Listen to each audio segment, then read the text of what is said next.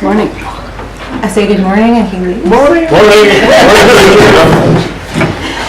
right, good morning everybody. I'll call our meeting to order for Tuesday, August 28th. It's 10 a.m. and recognize that we're conducting our business today in Tlaloquet territory. I'll ask first please for a motion to adopt the agenda. So moved. Second. Thank you. Moved and seconded. All in favor? Thank you. None opposed? Motion carried. And a motion to adopt the minutes from the meeting that we held on August 14th. Move adoption. In favor? Thank you. None opposed? Motion carried. We have one person who signed up for public comment on agenda items. Matthew? Come on up. Good morning, everyone. Good morning. You know, just come right up here and then we can see and hear you better. And the camera can too. I just have one really small note to sort of add to my application. There was one, excuse me, just one item in there that I felt was a little bit misleading, and that's the one formal complaint, noise complaint. But I just wanted to distinguish that that one formal complaint did not come from a surrounding property. It came from within the property. Just a distinction that it did not actually affect any neighboring properties. That's it. Thank you. Thank you very much. I did sign up Okay. on the sheet. I'm sorry. Did sign I have- up over there before the meeting. Take it away 5 minminutes So before the it has to meeting. be 5 minutes before the meeting. I don't know where that What's rule is the- set for keeping things interesting. All right. All right.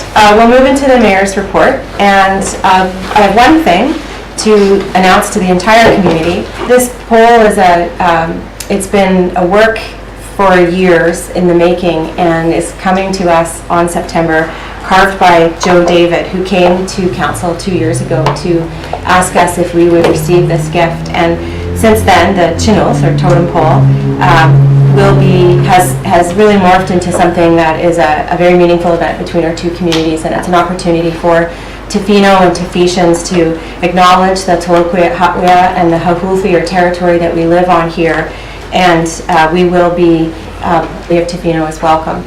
The event at 5 p.m. is a feast, and we are looking for volunteers, and so anybody who has some extra time that day who can give us a hand in honoring the Hatwea and so gratefully accepting this gift, we would be really pleased to have that. And you can talk to Cindy, who is on our staff, or email her at events@tofino.ca. So that is going to be incredible. And I want to thank the members of council who went to see the Hatwea a couple of weeks ago and undertake the invitation in the proper way. And I heard that it was an amazing. Thank you, Councillor Barton, Councillor Anderson, and Councillor Blanchette, and Bob, and April, and our staff. Yeah.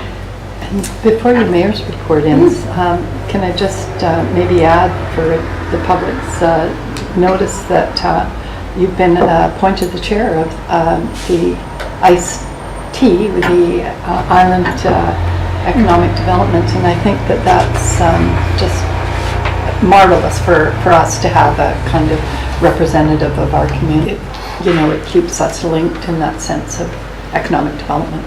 Thank you. So I think it's marvelous. Thanks very much, Councillor Bart. That's the Island Coastal Economic Trust, which is a trust that was endowed by the province 11 years ago and does economic development, infrastructure, and community economic development investment across Vancouver Island and on the Sunshine Coast. And I've been sitting on the board of directors for the last 4 years and was just elected chair. So I'm very happy. Thank you. Thanks for that.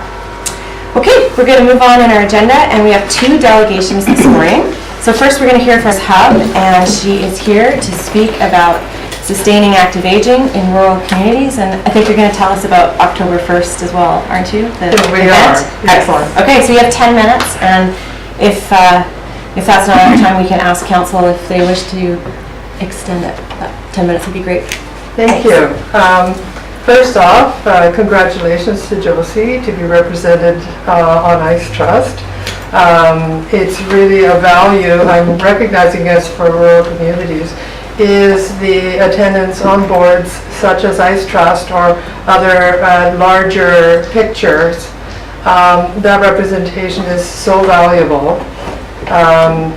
So getting to my point of discussion is to age in a rural community is a far greater challenge than to age in an urban. Seniors are moving away for services elsewhere, for convenience, or just in general to be closer to amenities, and that disrupts our diversification cause. To keep healthy communities, we need the elders here. So having said that, I represent two hats. My employment center, Work BC, Community Employer Partnership Program. The other hat is volunteer interim coordinator for the West Coast Seniors Hub. This came also so that I volunteered my services to assist and support in their formation of this senior hub, which is basically a center for senior advocacy for remote communities, or in this case, Ucluelet. Tofino itself has an action plan for creating age-friendly communities, as does Ucluelet. Tofino's was 2013, Ucluelet's was 2016. So I see we're all on the same page. And we organized the senior hub. We got it up and running with structures. We had our first forum, the spring forum, at the end of March, I believe it was. And in April, we came out with the final report so that we could satisfy the funders, the New Horizons Seniors Program, which you're familiar with as well. So this year, we've come up with a plan. It has, now I'm going to go to my notes. The work plan includes basically 5 strategies: job creation, measuring and monitoring age-friendly volunteer and employment opportunities, senior forum, aging in rural communities, including volunteer and employment fair, age-friendly programming, activities and events within and amongst our rural communities, age-friendly advocacy for the benefit of seniors aging in our communities.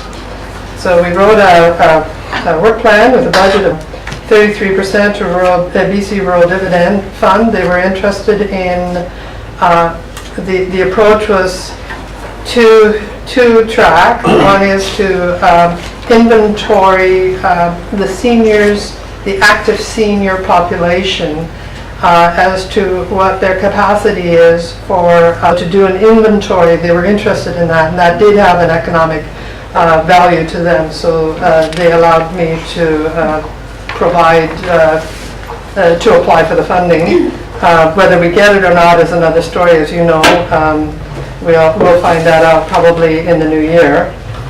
Also, the New Horizons Seniors Program, $24,976. This funding is mostly to go towards the hiring a part-time job, so it's also got a job creation element. And that part-time job will include senior advocate group, and coming up with, I developed a website for the Seniors Hub. So on the bottom of my, when I go into the presentation, you'll find the website address. It's very, very elementary. It's nothing great, but I tried to bring in information that would help seniors from a local, regional, provincial, and national level. So with that goes also the World Health Organization. So anyway, it's basic. It is what the seniors direct it to be, because the advisory is made up of seniors, so it's for seniors, by seniors. And so this is the introduction to my proposal. So I just included that as page 4 of 13. I didn't feel like swamping you with a whole bunch of details. I did send the entire project of the Parks and Rec, so that it shows the intent to work together. Again, rural communities, limited resources for each community, combined resources gives us greater power. So I did a statistic, sort of a compilation of the statistics regarding seniors, And I called the project Sustaining Active Aging in Rural Communities. And this is basically a breakdown amongst the communities, range as being what we call quasi-active. I'm 68 years old, so I'm still in the active range, so I'm in full denial. So, but there is 25 to 26% across the board that are in that age bracket from 55 to 64. And I didn't weigh any of the incoming, what's next to come, but you can basically see a 5% increase probably over a 4-year span when they do the statistics. Then I broke it down into the communities and basically with the First Nations communities, because their statistics are not all that clear as to aging in the community. So I am reaching out also to First Nations within the region to get an idea of what initiatives they have going on, and that we can create an inter-community synergy for aging in rural communities. So that leads me to one of the projects was to have biannual forums that we are going forward 2019, ending 2020. We are falling short on the 2018 Fall Forum, which we propose to have on October 1st. So with that, on behalf of the West Coast Community Resources Society, we would like to formally invite Mayor and Council to attend the West Coast Seniors Hub. On October 1st from 11 a.m. to 3 p.m. We've asked the BC Seniors Advocate to come and be our keynote speaker, and she has confirmed. And we're basically on the forum is to establish or to speak and communicate about individual issues or group issues that come forward, and to hear other community members from other communities speak it. But still, we're all on the West Coast. We're all in this together. Excuse me, Ursula, just a moment. Is point of procedure, are we over the, okay, I couldn't see that. Well, that just I started, just but wanted I to know was if watching we- it. We actually were just approaching 10 minutes, so. Okay. Okay, I just wonder if we need a motion for you to go past the 10 minutes. If you have more than 30 seconds, then I'd say yes. Okay, well, I'll let the council choose if they wish me to continue. I will continue. I'll move to allow Ursula to go over the 10 minutes if required. Second. All right, moved and seconded. All in favor? Thank you. Motion Thank you. carried. The benefits to having a biannual forum is to be able to capture more of the broad spectrum of the community. Not everybody is around in the spring, and not everybody is around in the fall. So, and some people move away. We want to keep this dynamic and do a biannual thing.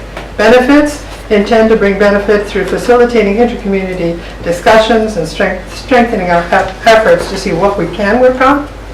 And the website for more information, we have a website on the events page. You can see what's happening, and we have the questionnaire there. I've included the questionnaire in this package. You can go through the questions if you like. I'll spare you that here. And it was asked me, can people under 55 attend this forum? We encourage the dying is interested in what's going on in the 55 plus bracket. Please do attend, because we need all the help we can get. And we do hope to be able to include the students from secondary school to help them with some of our training tech issues. You know, we'll see what they want to teach us. Also, the co-op has donated gift cards for the draw, so that encourages people, both co-ops, Tofino and Nicolet, that encourages people to return the questionnaire. If they're unable to attend but still wish to fill out the questionnaire, they're eligible. And also, if they have issues or concerns and can't fill out the questionnaire, we'll do it by phone. So it's trying to make it all work for everybody. So you've got the analogy that I gave at the beginning over the past year, what we've done. In June to the Alberni Carpet Regional District, to their special events grant and received $2,000 towards this forum. District of Equillet is providing a grant and aid, the use of the community hall plus staff support. Island Work Transitions is providing advertising, $500, and Community Resources are doing the catering, etc., etc.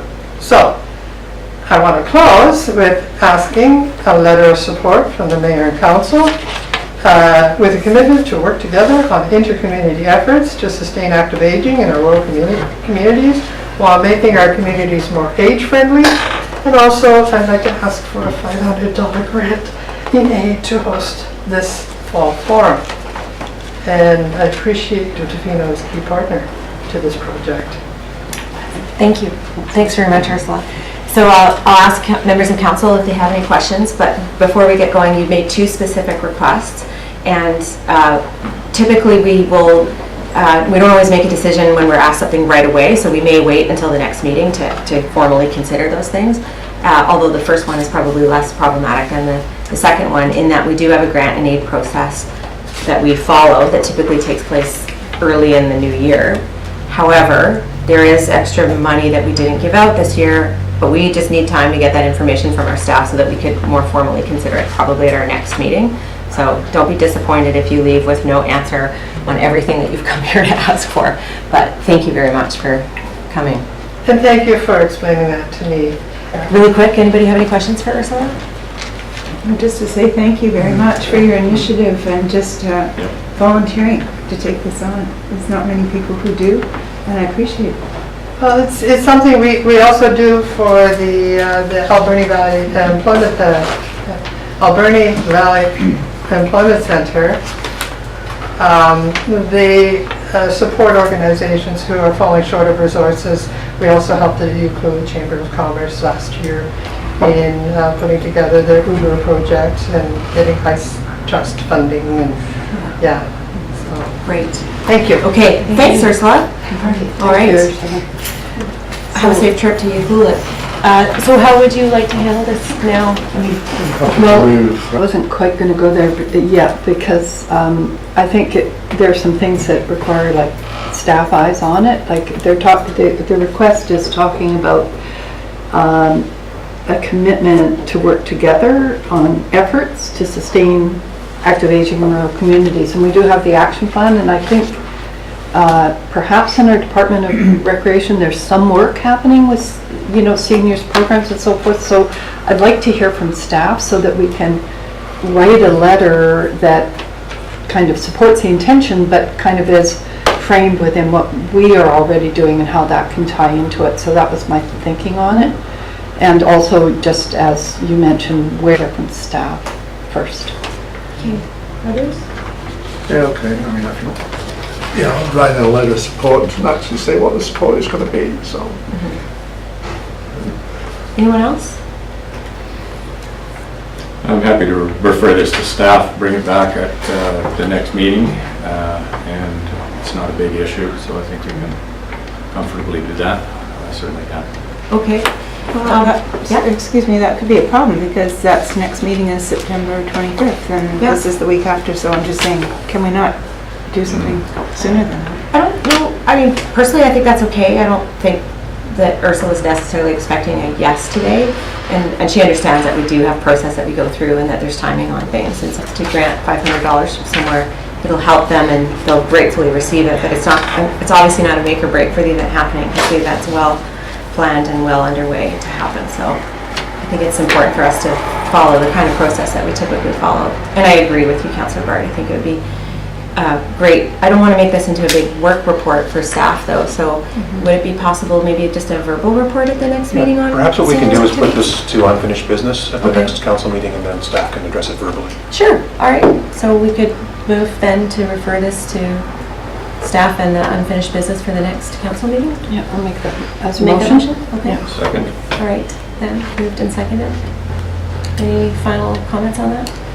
All right, all in favor? Thank you, not opposed, motion carried. All right, coming. Thank you for having me. So there we go, we're gonna start the timer. So you do have a clock there, you can watch if you like.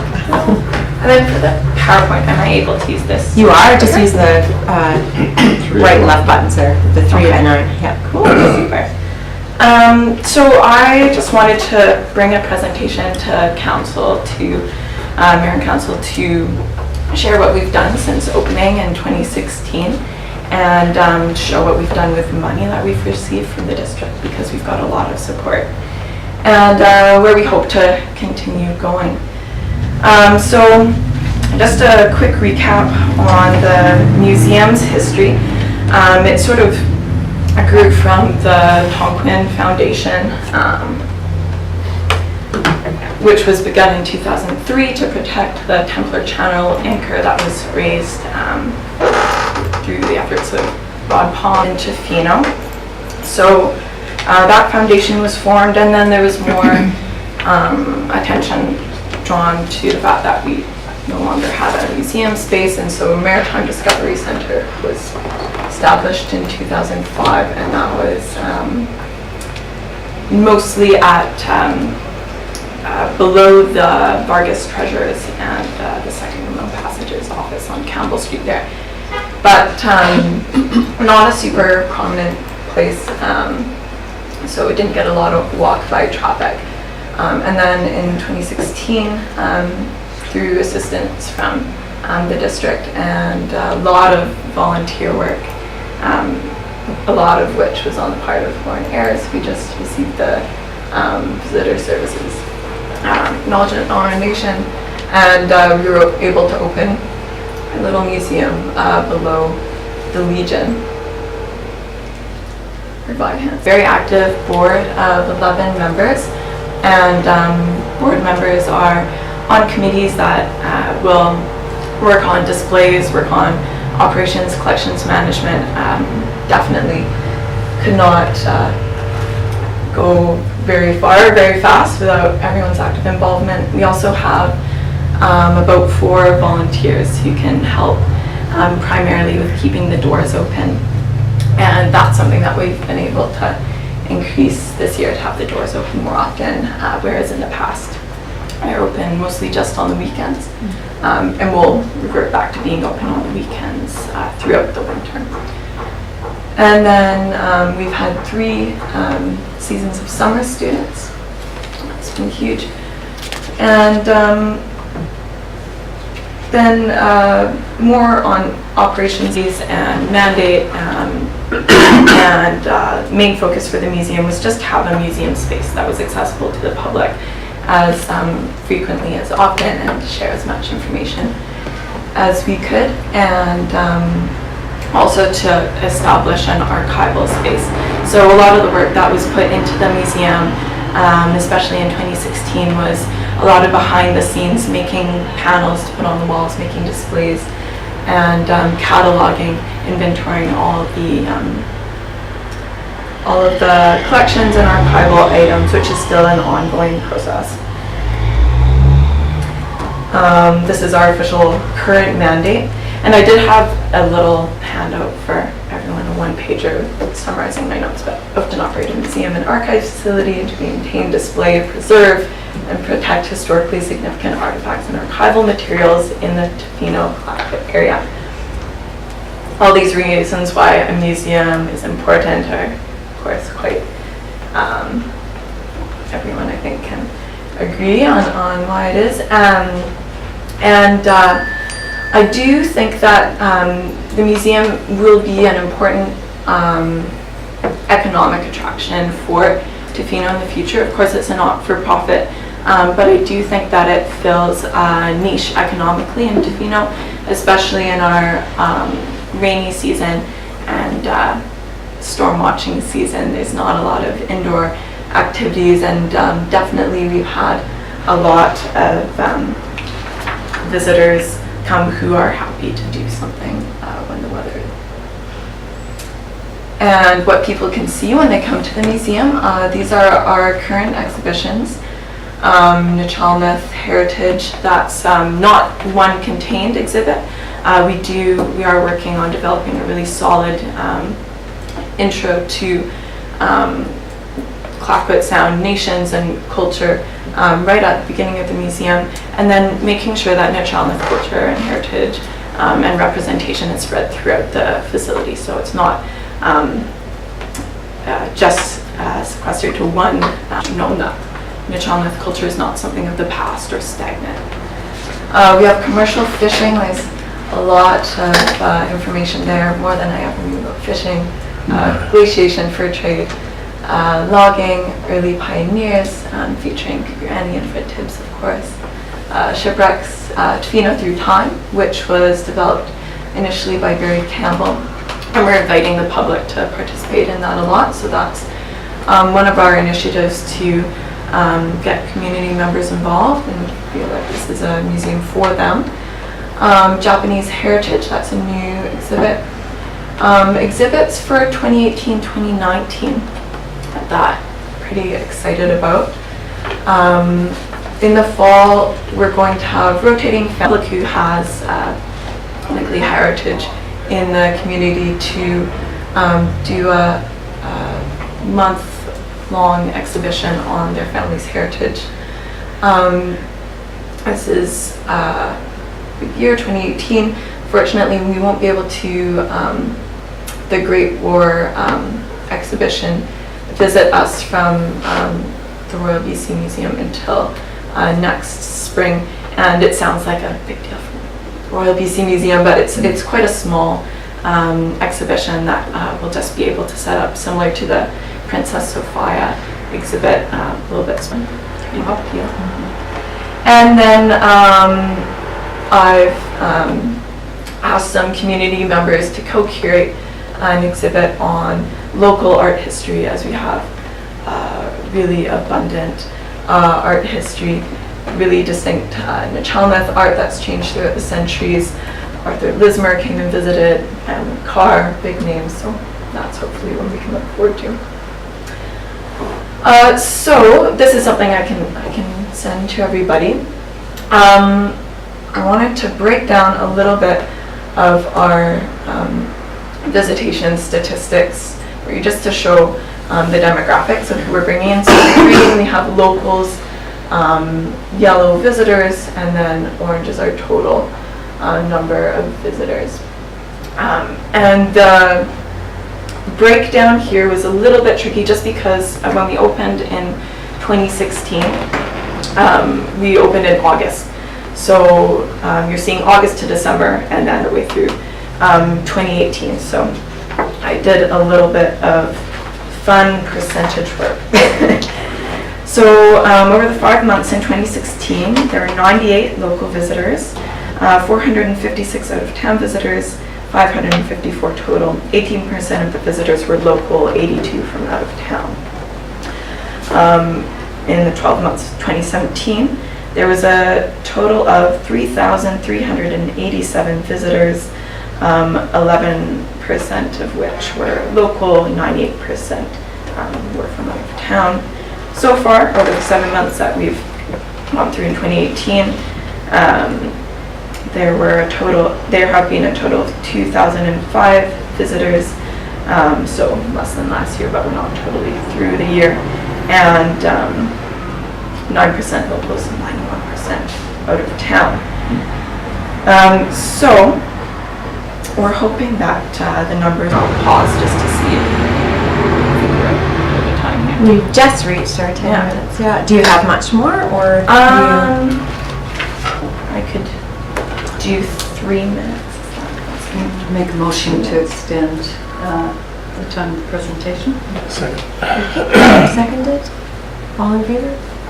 Okay, thanks. Thank you.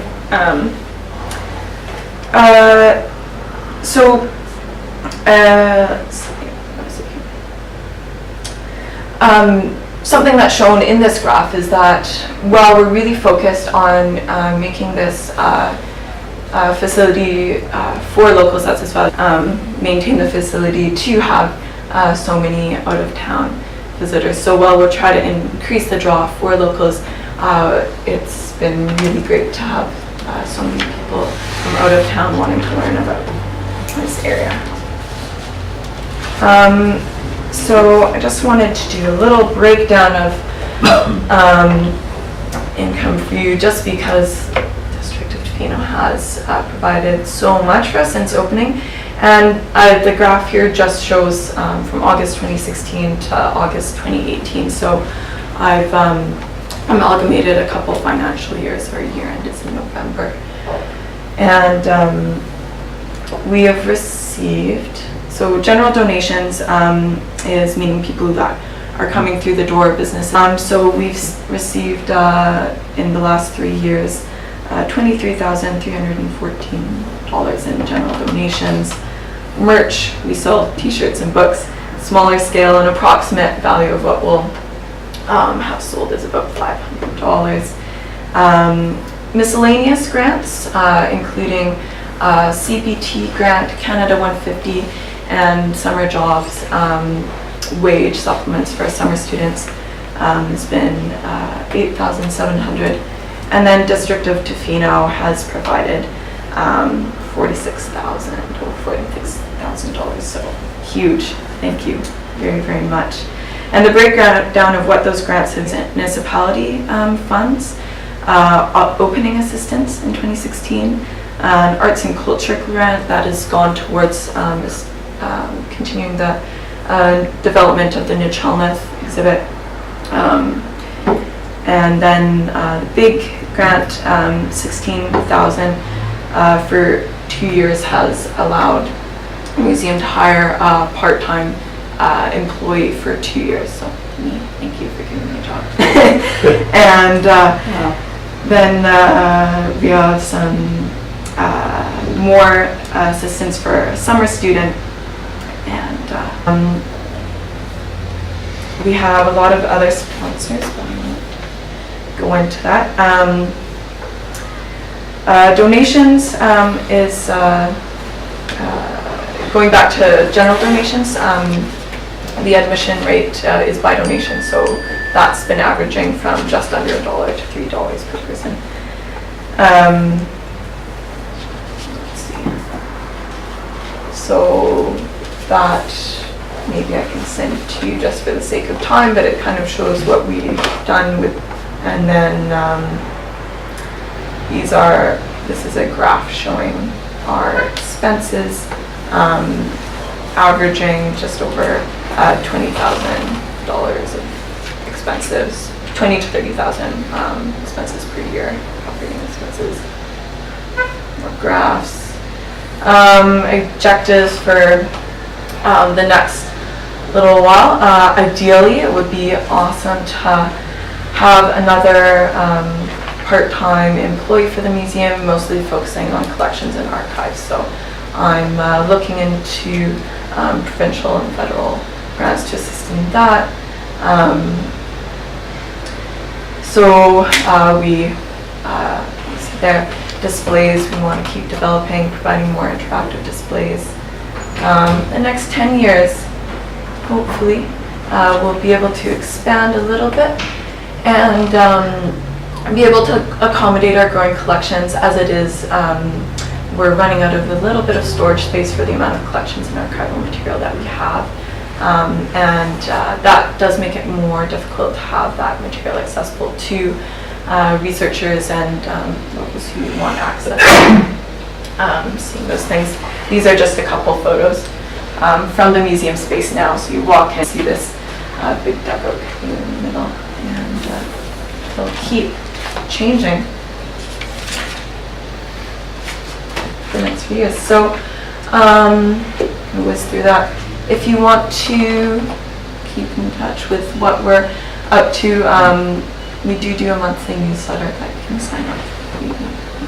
Thank you so much for your time and for having me to go a little bit over there. Thank you. Yeah. Great, Ava, thanks. So- Hey, hang on just a sec, just in case someone might have a question. Thanks so much for taking the time to go over that, and it does mean a lot, I think, when organizations, especially those that we're contributing to, come forth and tell us more about what they're doing, just in case not all of us have had a chance to go to the museum, but I think most of us have. Questions? Councillor Just to Thick? say, that is just a wonderful presentation. Great. Yeah, it's really helpful to just see what you've done and how far you've come, and I just I just take my hat off to you. I think that's amazing. And what you've done with the money that you have, and it's really one excitement on people's faces there, and it's all pretty flat there in a sense, which there's no criticism, it's just the space and the things that you have, but it's amazing to hear what people say when you're in there. I guess there was one question I had, and you sort of described it on when you went into your big picture thinking. Can you go back to that side?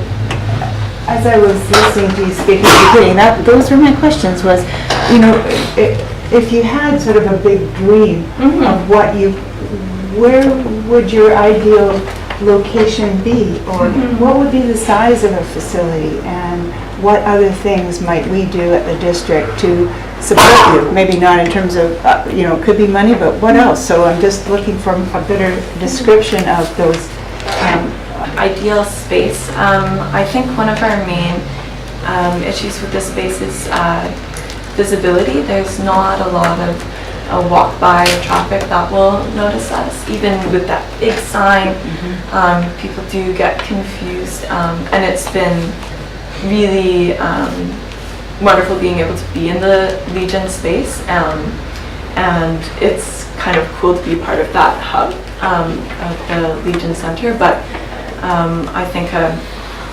independent space where ideally there would not necessarily need to be a ton more space for display, but a little bit more space for temporary exhibitions, ideally reading or research room where people could sit down at a computer or pull out some archival material to do research. I'd really like the museum to be thought of as sort of entertainment and education facility.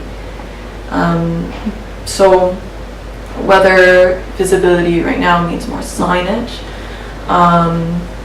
or more signage on the main drag, that's probably the most feasible thing now, but a slightly larger space closer to the main road, though having a facility downtown has been awesome as well. And then what was the second question? I got sidetracked. Oh, just in terms, size. I mean, I don't know the exact size of what you have now. Is it, 800, 600 square feet? What is I it? don't know the square. So something more like double the size, or is that what you're thinking? I'm just curious. That's Probably, yeah. I think that double the size would be quite a lot. I mean, one of the challenges with fitting the material in is trying to do justice to First Nations culture in the area. That it's such a, there's so many thousands of years of culture, but we're sort of compromising there with having a lot of that history being told electronically and through digital displays, which will become more interactive displays. So we can work with small display space, but storage space, I think, is more of a spatial issue. Okay, and one other particular question was, last time I was there, I noticed they weren't there. Is it true that they're put away for safekeeping, or? Yeah. Really, you can't display them because they're not safe enough, like the archaeological treasure that they are is not? That would be a question that I'd have to bring to the board and get back to you about because the decision was made before I. It's a real shame that somehow those, because that's, those are something. I mean. And maybe with display that's a little bit more secure, we could share those. We do have an improved security system. Now we have an alarm on the door and things like that. So it might be that if we reevaluate that, it might be possible for us to. Last questions before we let you go? Councillor Burke. Thank you. Great presentation. Thank you, Ava. I chaired the Arts Culture Roundtable Heritage Master Plan was an outcome of that. And the Heritage Society came forward to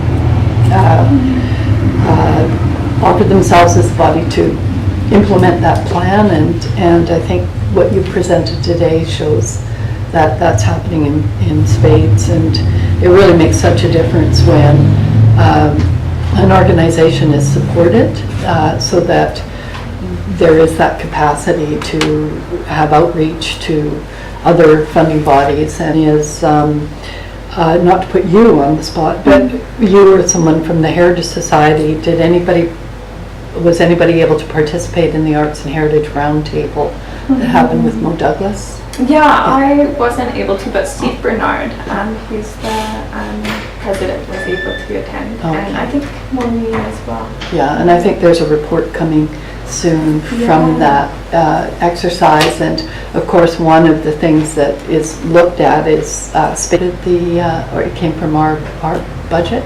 Was there any RMI funding available? There was 2016 grant funding that was made available, and then there were 2 successive years of, I believe, $60,000 investment, and that was from surplus. Surplus, I see. And we're about to go into a new planning strategy for the RMI funds, but hopefully, I'm hoping there might be an avenue there. And also, I have some other ideas, but I can talk to you directly about. So thank you. Great. It's very encouraging. And the last thing, I guess, is in terms of street side attractiveness. Every time I walk by it, I think, can't that garbage bin be moved? Or else painted. Or we're doing this public art committee is putting wraps on things. I don't know, but Yeah, just that's so funny. it's really My scenery. oh, that way. Yeah, really. You just got to do it differently. Thank you. Thank you. Thank you very much, Ava, for coming today. Congrats on your 2-year anniversary. That's great. Okay, we're going to move into the correspondence section of our agenda now, and first is correspondence from Todd Stone, the official opposition critic for municipal affairs from the BC Liberal Party, with a letter detailing some roundtables that will take place at UBCM and letting us know we can make appointments if we want. I find it quite ironic that we couldn't get a meeting with him when he was Minister of Transportation. That's right, he's very happy to have us come meet. There you go. Great, we'll do it. Yeah, tell them thanks for all the downloading and all the housing difficulties. You can talk to him about. Interesting.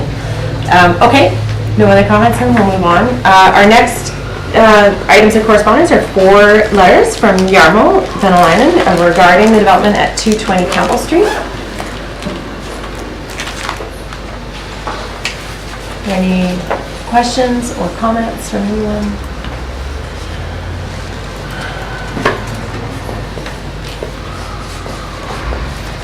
Well, they make points that have been made in previous letters, and we're all well aware of what the problem is, and staff is working on it. Thank you. All right, we can move on then. Do we need to move to receive, please? No, they're in the package, so they're received when we adopt the agenda. All right, our third item of correspondence later in today's agenda. Any comments on the letter itself? We can incorporate a bit of the comment there that you might have into the actual agenda item as well, which is completely fine. Okay. All right, we're going to move on then into our reports. So the first 2 reports on our agenda today, I'm going to excuse myself again in a conflict because of the proximity of my own personal property to these 2 applications, and ask Councillor Fitt as acting mayor to assume the chair.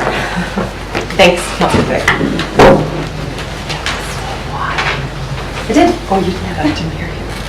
Drum roll. And it's the same as last time.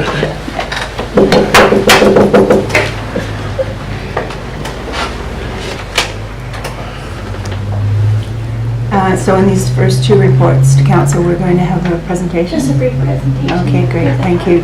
This is 8.1. Correct.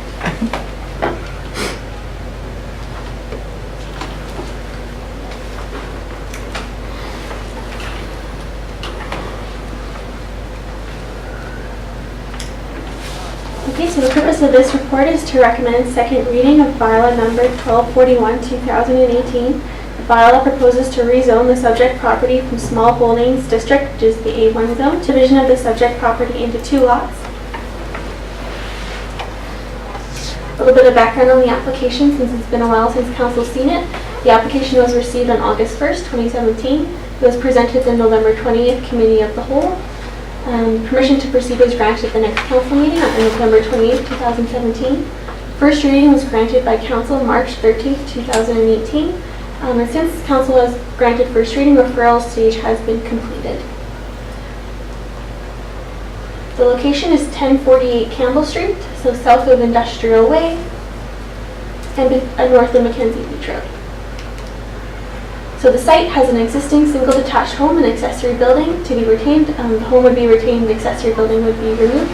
The small holdings district for A1. Excuse me, you just said, it says retained, but you said removed? The house will be retained. This shed would be on the panhandle, so it'd be removed. You'll see it on the site here. So this shed would come off because it would be on the new lot 8. So the proposal is to subdivide the subject property to create 2 1-acre lots. They're both a little over 1 acre. To facilitate this, of course, we need to rezone to the acreage residential district or the RA2 zone. So the proposal is to access via panhandle off the highway to the existing house and create a new lot here, the proposed lot 8. So the acreage residential district, which is the proposed zone, has the purpose to provide for the holding of rural residential land in medium-sized parcels. So each zone has subdivision regulations that dictate the minimum lot width and minimum lot area. That's how we regulate smaller lots in town, larger lots as we move south of town. So the Mackenzie Rural, which is the official community plan designation, has a lot area of 1 acre lots is what you're working with. The proposed lots would be proposed lot A would have a lot width of 44.5 meters, lot B would be 6 meters due to the panhandle. The proposed lot areas would be 4,460 square meters or 1.1 acres, and then 1.4 acres for the remainder lot B. The current zoning is the A1 zone, so you can see the lot right now. The subdivision regulations of the A1 zone are 50.3 meters for the lot width and 8,094 meters squared or 2 acres for the minimum lot area. And so under the current zoning, the lot would be unable to be subdivided. With the proposed zone, the RA1 zone, the subdivision regulations would be 36.6 meters for lot width and 4,047 square meters for 1 acre. So a rezoning to the RA1 zone would allow the property to be subdivided into 2 lots, so 1 extra lot. RA1 or RA2? RA2. Did I say RA1? Yes. No, sorry. No. Action is our integrated community sustainability plan, which has our high-level vision. Some relevant policies are compact, mixed-use development nodes within Tofino's existing footprint that support diversity and affordability while protecting Tofino's unique rural coastal nature, natural ecosystems, and old-growth features. Homes and neighborhoods integrate natural areas and systems, use innovative environmental features, and are energy efficient. So the official community plan designates this property as in with the Mackenzie rural neighborhood. The policy under the OCP for this area is an average net density of 2.5 units per hectare or 1 unit per acre. The OCP also supports rural residential development that reduces visual impact upon the Pacific Rim Highway and minimizes detrimental environmental effects. So here's a map of our future land use designations within the OCP. GIS has it in purple, but here's the subject property here. This is the Mackenzie rural designation in purple.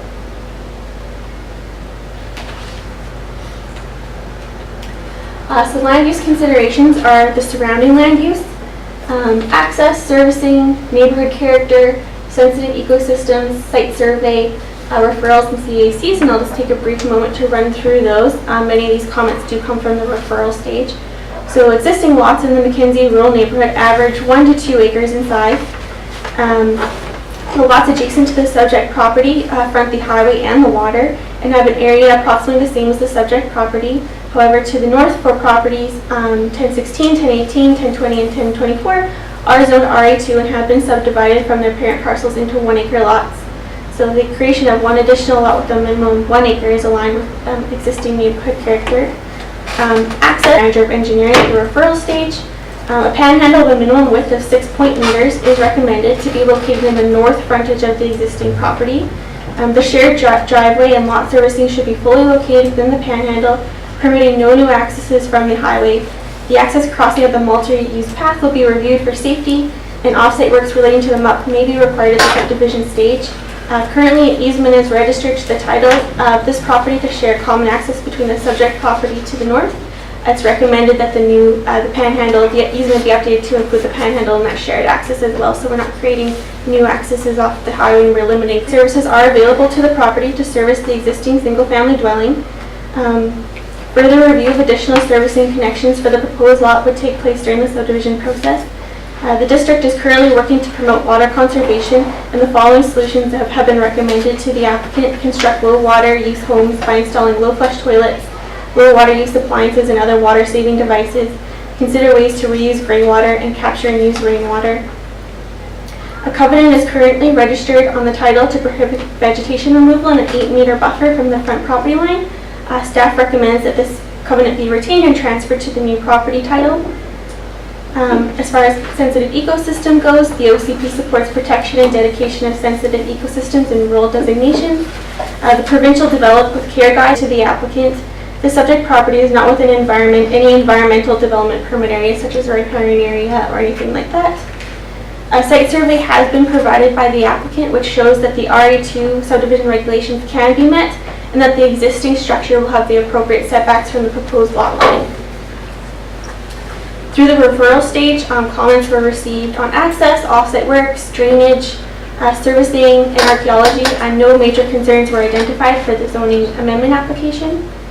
And finally, CAC, so operating under our district's community amenity contribution policy, increase in single-family residential density for additional single-family units.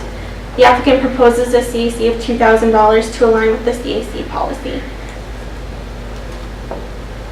The options in front of council today are to approve the bylaw as amended, reject or refuse the bylaw, or defer, otherwise deal with the bylaw.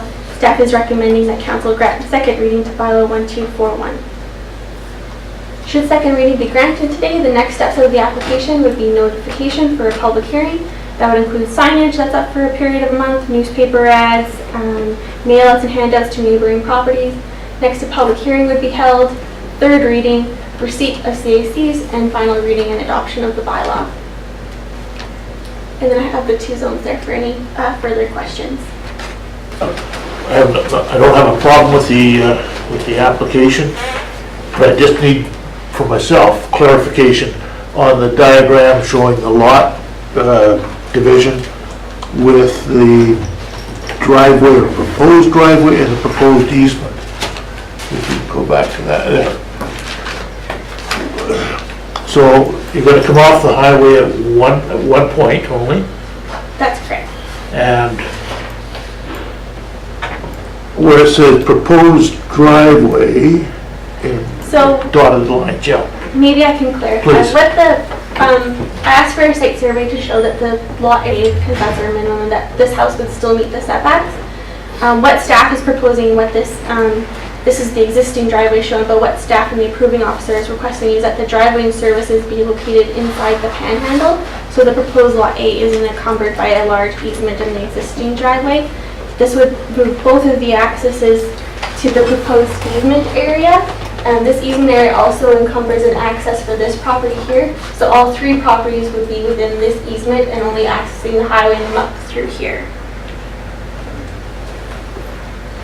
So you're saying that the driveway then goes through the lot A?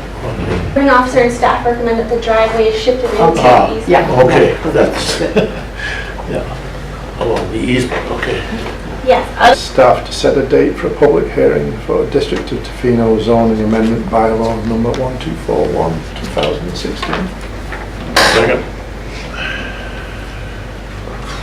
Yeah, I have a few questions, so maybe we will, we can move the motion and then pause Yep. for questions? Or any further discussion? Discussion now. I have a question, but it's not germane to the motion, so I'll hold it back. So if we have a mover and a seconder and we still have questions, we can... Yeah, we can discuss. Yes. We can just pause? Yep. Okay. Okay, question. Thank you. Any other questions before myself? Yes. Well, I'm just wondering about this panhandle and who requires that? Is that a District of Tofino idea, or is that a requirement of provincial regulations? Us. And so the access would be provided via a panhandle because there is no road access to the lot. This is typical to most of the highway lots that have been subdivided. The minimum width of 6 meters is something that staff is requiring. That's the width that 2 vehicles can safely pass each other and an emergency vehicle could go down the Yeah. driveway. But there's access already by the dotted line driveway. And I'm just wondering, you know, if we mandate that access must happen by the panhandle, there's a whole bunch more trees that have to be cut down and land that has to be cleared to provide access that is already provided. Would it, you wind up with a very odd-shaped lot. We've got a lot of those in Tofino. And I'm just wondering, wouldn't it not make more sense to just put an easement on the existing driveway? You don't have access as it is, put that into a covenant so that it always exists.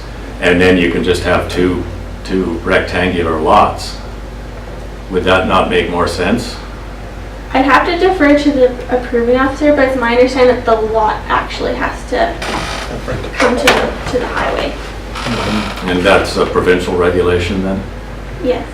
Yeah, well, that's very awkward when you have a district with a lot of long, narrow lots like we have. It ends up wasting a lot of land on these panhandles that are good for nothing but driveways. It's actually quite common throughout the province. It's not an unusual thing for Tofino. That's how you access land from highways is panhandle lots. And not just in Tofino or BC, but Any further comments or questions, Councillor Blanchard? No. Well, yes, there was one further. It's about what I think of as creeping densification. You know, we've had one house on here, now we're at 2 houses, possibly 4 dwellings if they all opt to do vacation rentals. And you know, our water report gave us a ceiling depending on how much risk we want to have. But I want us to be conscious that we are chipping away at that ceiling kind of little by little by little. When Woodsmere came along, for instance, it was easy to throw 3 different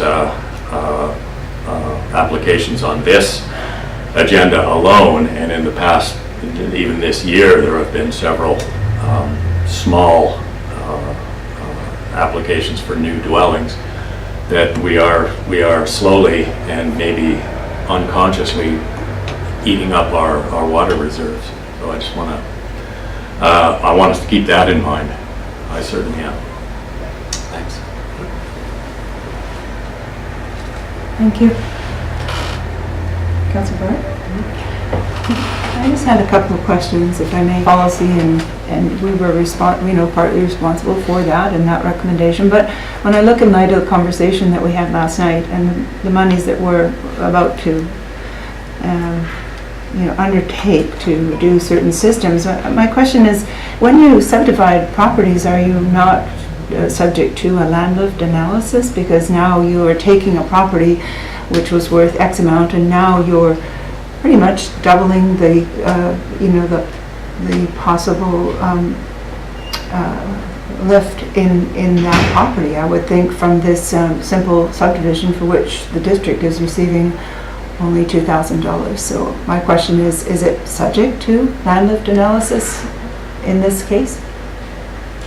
CAC's where the policy was developed to encourage residential development, and land lift analysis was intended to deal with commercial zonings and for changing net use from residential to commercial. So the policy was quite overt, and of course the council was quite overt about that this is to encourage residential development and maybe not so much commercial development.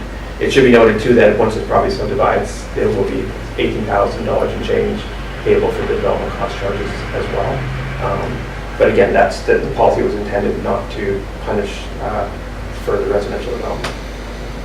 Which leads to my next question, which is how does RHA, and there's nothing that we can do if we go to this zone that will prohibit a vacation rental from happening on these properties? No, as long as they meet our zoning bylaw regulations. That was something that was considered at first reading by council. Yeah. However, no motion or staff direction was passed to prohibit vacation rentals, so you're correct. So there is no zoning that we can recommend that doesn't allow it? there are options. You could amend the text of the zone, site specifically for this lot, or you could register a covenant, a section 219 covenant that would restrict that. I would say those are two options available to council. Are we too late to consider that? Either second reading get deferred in process. I'm just putting that out there because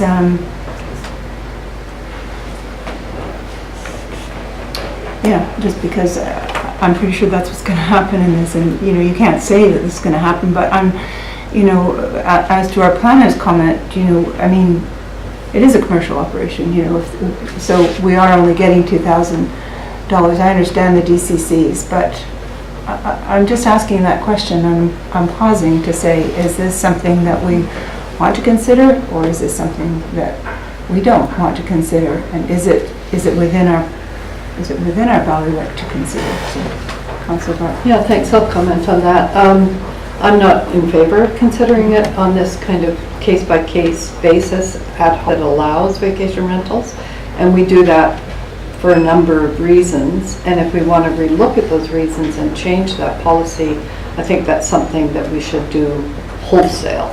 And we have requirements that there must be a resident on site, and that if people, in terms of having housing, part of their housing strategy may be kind of a home-based business, and it could be that is a vacation rental or something else that's allowed in their zone.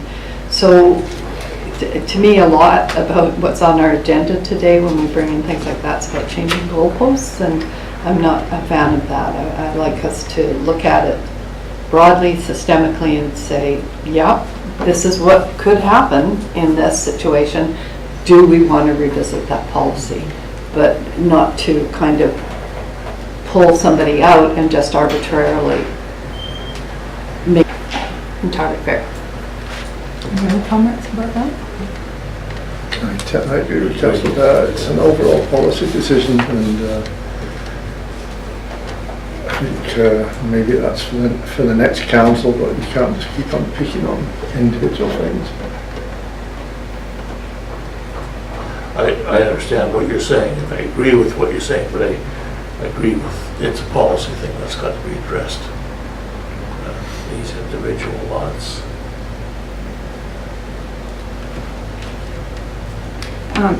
I had another question too then. One was, this has happened personally, so I'm just expressing this. When I'm assuming because the adjacent property has also the access on the north side of this. Am I right from what you said? I just wonder, is there any encroachment? In other words, I think Councillor Bart brought this up at a previous meeting, but are all the buffers protected in these new easements? I don't have all the knowledge in front of me. To clarify, Councillor Thicker, are you wondering about the vegetation removal covenant in place Or just the highway? Between properties when a panhandle is created? When you create a panhandle, then sometimes you clear right to the edge, and then the other person, there is a driveway on the other side? Oh, sorry, I understand now. Yes, on the north property boundary, there is a driveway for the lot to the north. So the buffer in this case is irrelevant. That question is irrelevant. That doesn't really show, but you can see the driveway comes this way, and then you can see a structure here and the house here. So having a panhandle to here shouldn't affect the views of these properties. Right. Okay. Does that answer your question? Yeah, thank you. And the other question I had, back to the Cox Bay question, several months ago, was do any of these subdivisions trigger the acknowledgement of a water access to the, for example, we said, the BC, is a water access provided at all in these properties or in this space of land, for example? When does a subdivision triggers that, eyes on that, does it not? Water access? Potential? Yes. I can't fully answer. I'd have to ask the approving officer for more information. There are limits, so, and I don't fully recall either, but there's a limit in terms of amount of land being subdivided or number of lots being created. Our approving officer will be the discussion early, so, can't give you an answer other than to say we have confidence that the approving officer knows how to do the job. Yeah, I just like it noted that if water access is to be given because of the size of, especially these two adjacent lots, that be noted and be examined so that if needed, it could be given. Thanks. So you're just flagging to me, quite a long time ago, I think I did put in a request that we actually get a map, if there was such a thing, that would show us what our water access points in the district are. Don't know if there's really an opportunity for that, what is happening in the district to understand in terms of land use planning that these points are there. And I know we have a number of water access points that are not in any way developed, and that it's worthwhile just to have that be more visible. Anyway, thank you for raising it. Oh, Aaron. Just give you a little bit of information. Those water access lots are available on our district website on our mapping. With this property in particular, I'm looking right now, there's water accesses along the roads. Access point. Access we haven't done anything with. Yeah. But those would have been put in place probably in the early 1900s, just when they were developing their highways and the community. But those are those that we haven't developed at this time. I just think as we increase density over, we're doing, as Councillor Blanchette said, we're doing this, but then the people that are stuck in the middle are actually going to be looking at these laws and looking at these access points, and they'll become incredibly important as our community, or if our community continues to grow. So just noting that. Right. Yeah, I would think that if it was a subdividing of property parallel to the waterfront, you would look for access, but stacked on top of each other, an officer would have more detailed information about that, but when they're on top of each other on the same width of waterfront, I wouldn't think it would be affected. It may be, but I don't think it would be. That's all. The point that our planner has made is that we actually have the water access points, and they are mapped, and it's not an issue in this case, and I think we should move on. Yeah. Okay. Thank you. So we have a motion on the table to move second reading. So that the District of Tofino zoning amendment bylaw 1241/2018 be read as second. I have another question of staff, if I may. Thank you. I know that we in the planning department have a sort of hierarchy or a prioritization of what will get staff's time and attention, housing being the priority. Is it normal that it would take this amount of time to have a subdivision application of this sort go through? I mean, it's been a year since, it was March first reading. It went for referrals. It's now the end of August. Is that, and it's almost been a year since first application. So is that typical of our timelines? And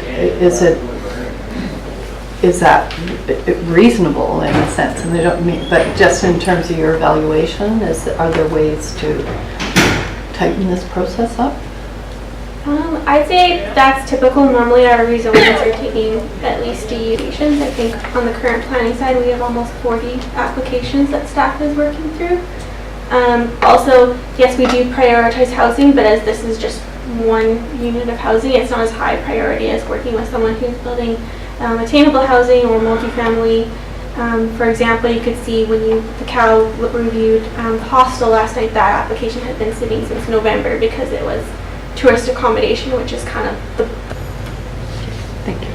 I have a question for the CAO. Just referencing Councillor Blanchette's talk about chipping away about the water. How are we doing with the decision tree analysis that you were going to ask comments for? Because that would help with the chipping away problem. We've met with the Conics, we've talked through what we want to do. It's something that we are hoping to get to, in the next half year. We don't yet have a proposal to find out what it will cost, but it may not be a decision tree, but some kind of decision-making tool for water usage and considering development applications. Okay.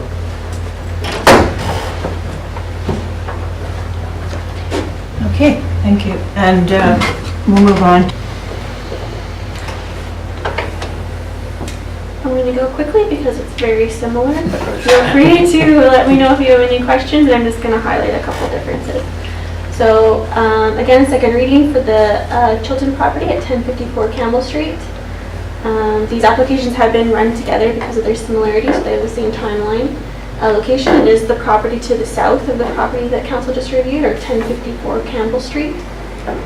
The site has an existing single detached home and a caretaker's cottage, which would be retained. This property is a similar size. It's 1.1 hectares, 2.6 acres, and has the same zoning. Its own small holdings, just 2 1-acre lots. The zoning, this table is the same as what you've seen previously. And the land use considerations, most of these are very similar. I'm just going to highlight a couple differences. Again, a 6-meter minimum width of the panhandle. However, staff is recommending that this be on the south frontage of the existing property. This is where the existing driveway access is located, and it shares a muck crossing with the driveway to the property to the south. So again, we're trying to limit how many access points are crossing them up and coming onto the highway. This property also has a vegetation removal covenant 8 meters from the front property line. That will be retained. On the sensitive ecosystems point, this property is also not within any development permit areas. However, there is a covenant to prevent vegetation removal around a 520 square meter area at the southeast corner of the lot to protect a wetland area. That will remain. And some comments on the site survey. This is just to get back to some questions that council had about this application at first reading. A site survey has been provided, and council had some questions. It's a little bit closer to the property line, about 2.1 meters versus 4.5 meters than what's required by the current and proposed zoning. Likely because at the time the cabin was developed, we accepted hand-drawn site plans, whereas now we require surveys to make sure that these things are accurate. Staff have options to work with the applicant to bring the existing structure into compliance. That could include options such as applying for a development variance permit to reduce the required setback. They can move the building or shift the property line at the subdivision stage with the agreement of the affected neighbor. Again, same referral comments were received, and the same community amenity contribution policy of $2,000 is proposed by the applicant. Similar options and the same timeline for next steps. Was there a question here? That's okay. I'll get a question when it comes time for that. Okay, we'll move the recommendation by Councillor Bart and It was seconded. seconded by Councillor Blanchette. Questions? Okay. Question was, what happens? You're saying the caretaker's cottage is actually too close to the boundaries of the next property? You're saying it's 2-point-some-odd meters? Yes, so when council reviewed first reading, I believe it was Councillor Thick that had concerns about the Yes. location of this cabin and making sure it wasn't encroaching over to the neighborhood property. So as part of requiring the site survey before second reading, staff asked them to look at that setback as well. We can confirm this cabin is completely on this property. However, at the time the survey showed that setback's about 2.1 meters, so it's less than what it should have been. Properties change hands, and somebody said, well, this one should have been 4-point-some-odd meters from the property line, and it's not. And we say, well, that's the way it was done back then. How do we deal with that? The fact that it's, do we just leave it like that? Typically, I don't know what the options are. Yeah, typically these are brought forward on a complaint basis, but because during this council process, council had a question about it, staff wanted to answer that question for you. Yes. So some options are and again, not one of them has been settled on by the applicant, but they are aware of this issue, they could apply for a variance from council, which would make that lesser setback legitimized. They could, again, probably not the most feasible option. This building could get at least 2 neighbors, and so the setback was actually 4.5 meters. So there are options. So which line, if I may, would be adjusted? This line could be adjusted at the subdivision stage. Oh, I see. But again, that's just one option, and that would require agreement and likely compensation between both the property and neighbor. Just further to Councillor Thorogood's point, if I may, it would be good to get that resolved as part of this process, because one way or the other, so it isn't coming back 15 years down the road as a problem, I would think. I agree. Staff can, the applicant's aware, staff can continue working with the applicant. Thank you for bringing that. Does that stall the process at all that we're discussing, or is that something that needs to be remedied before we move on, or is this? No, staff can work with the applicant on this. One thing I would like to follow up on, this could maybe after asking the approving officer, this maybe could be a requirement in the PLR part of their subdivision to give them some more time to work on it. So you don't need a motion to that? You've heard the concerns? Whatever. Do we need a motion to? If it's council can ask that it be a condition of completing the rezoning if council wants to have control of that process. Or, as Dana has said, we can refer to the approving officer. But the approving officer council doesn't have control of what the approving officer does. It's an independent office. So if council, what we can do is process a development variance permit in parallel to what's going to happen over the next few months and bring it to council at the same time as a future reading of the bylaw. Council's wish? Yeah, I think that's a good resolution, yeah. Councilor Burke, you had? Yeah, I mean, I think it would be cleaner to have it all resolved. One way or the other. The applicant might have their own ideas on how to resolve it. That's fine. I don't have a proposal on what it should be. But there is a motion on the floor, so I don't know if one deal with it as two separate motions. But if one is a condition of the other, then does it need to be, does the motion on the floor need to be amended subject to this resolution? Let me just read the resolution. No, it could be an additional, let staff bring forward a developed variance permit application prior to consideration of adoption. Thank you. So let's vote on the motion on the floor, and then we'll go back to your motion in a minute. All right, so all in favor of the zoning amendment application as discussed in the 8.2? None opposed, motion carried. All right, and back to the notion that we would like to have the this matter resolved in regards to the smaller setback than is legally required. Would you like to make that motion, Councillor? As the CAO said, a variance in parallel, an application for variance on the caretaker's cottage in parallel to the application for rezoning. Resolution. Yes. Satisfactory, yeah. Because the owner of the property may decide, hey, I'm not going to go through a variance, I'm going to move the cabin, whatever. Okay. Is that clear enough as a motion? So the motion is that, the second motion in regards to the Chilton property is that an application be made for a variance permit or other resolution for the caretaker's cottage on 1054 Campbell. Is that? With respect to setbacks. Yeah, okay, with respect to setbacks, sorry. I'm just looking to Elise, is that acceptable? That's clear. Okay, so some sort of resolution to the minimal setbacks that we've seen on this property. All I'll those, second the motion. second, so we have a motion from Councillor Thurgood to this effect and seconded by Councillor Bart. All those in favour of the motion? Any opposed? No, motion carried. Thank you. Thank you. So 8.2. I'll go and call our mayor.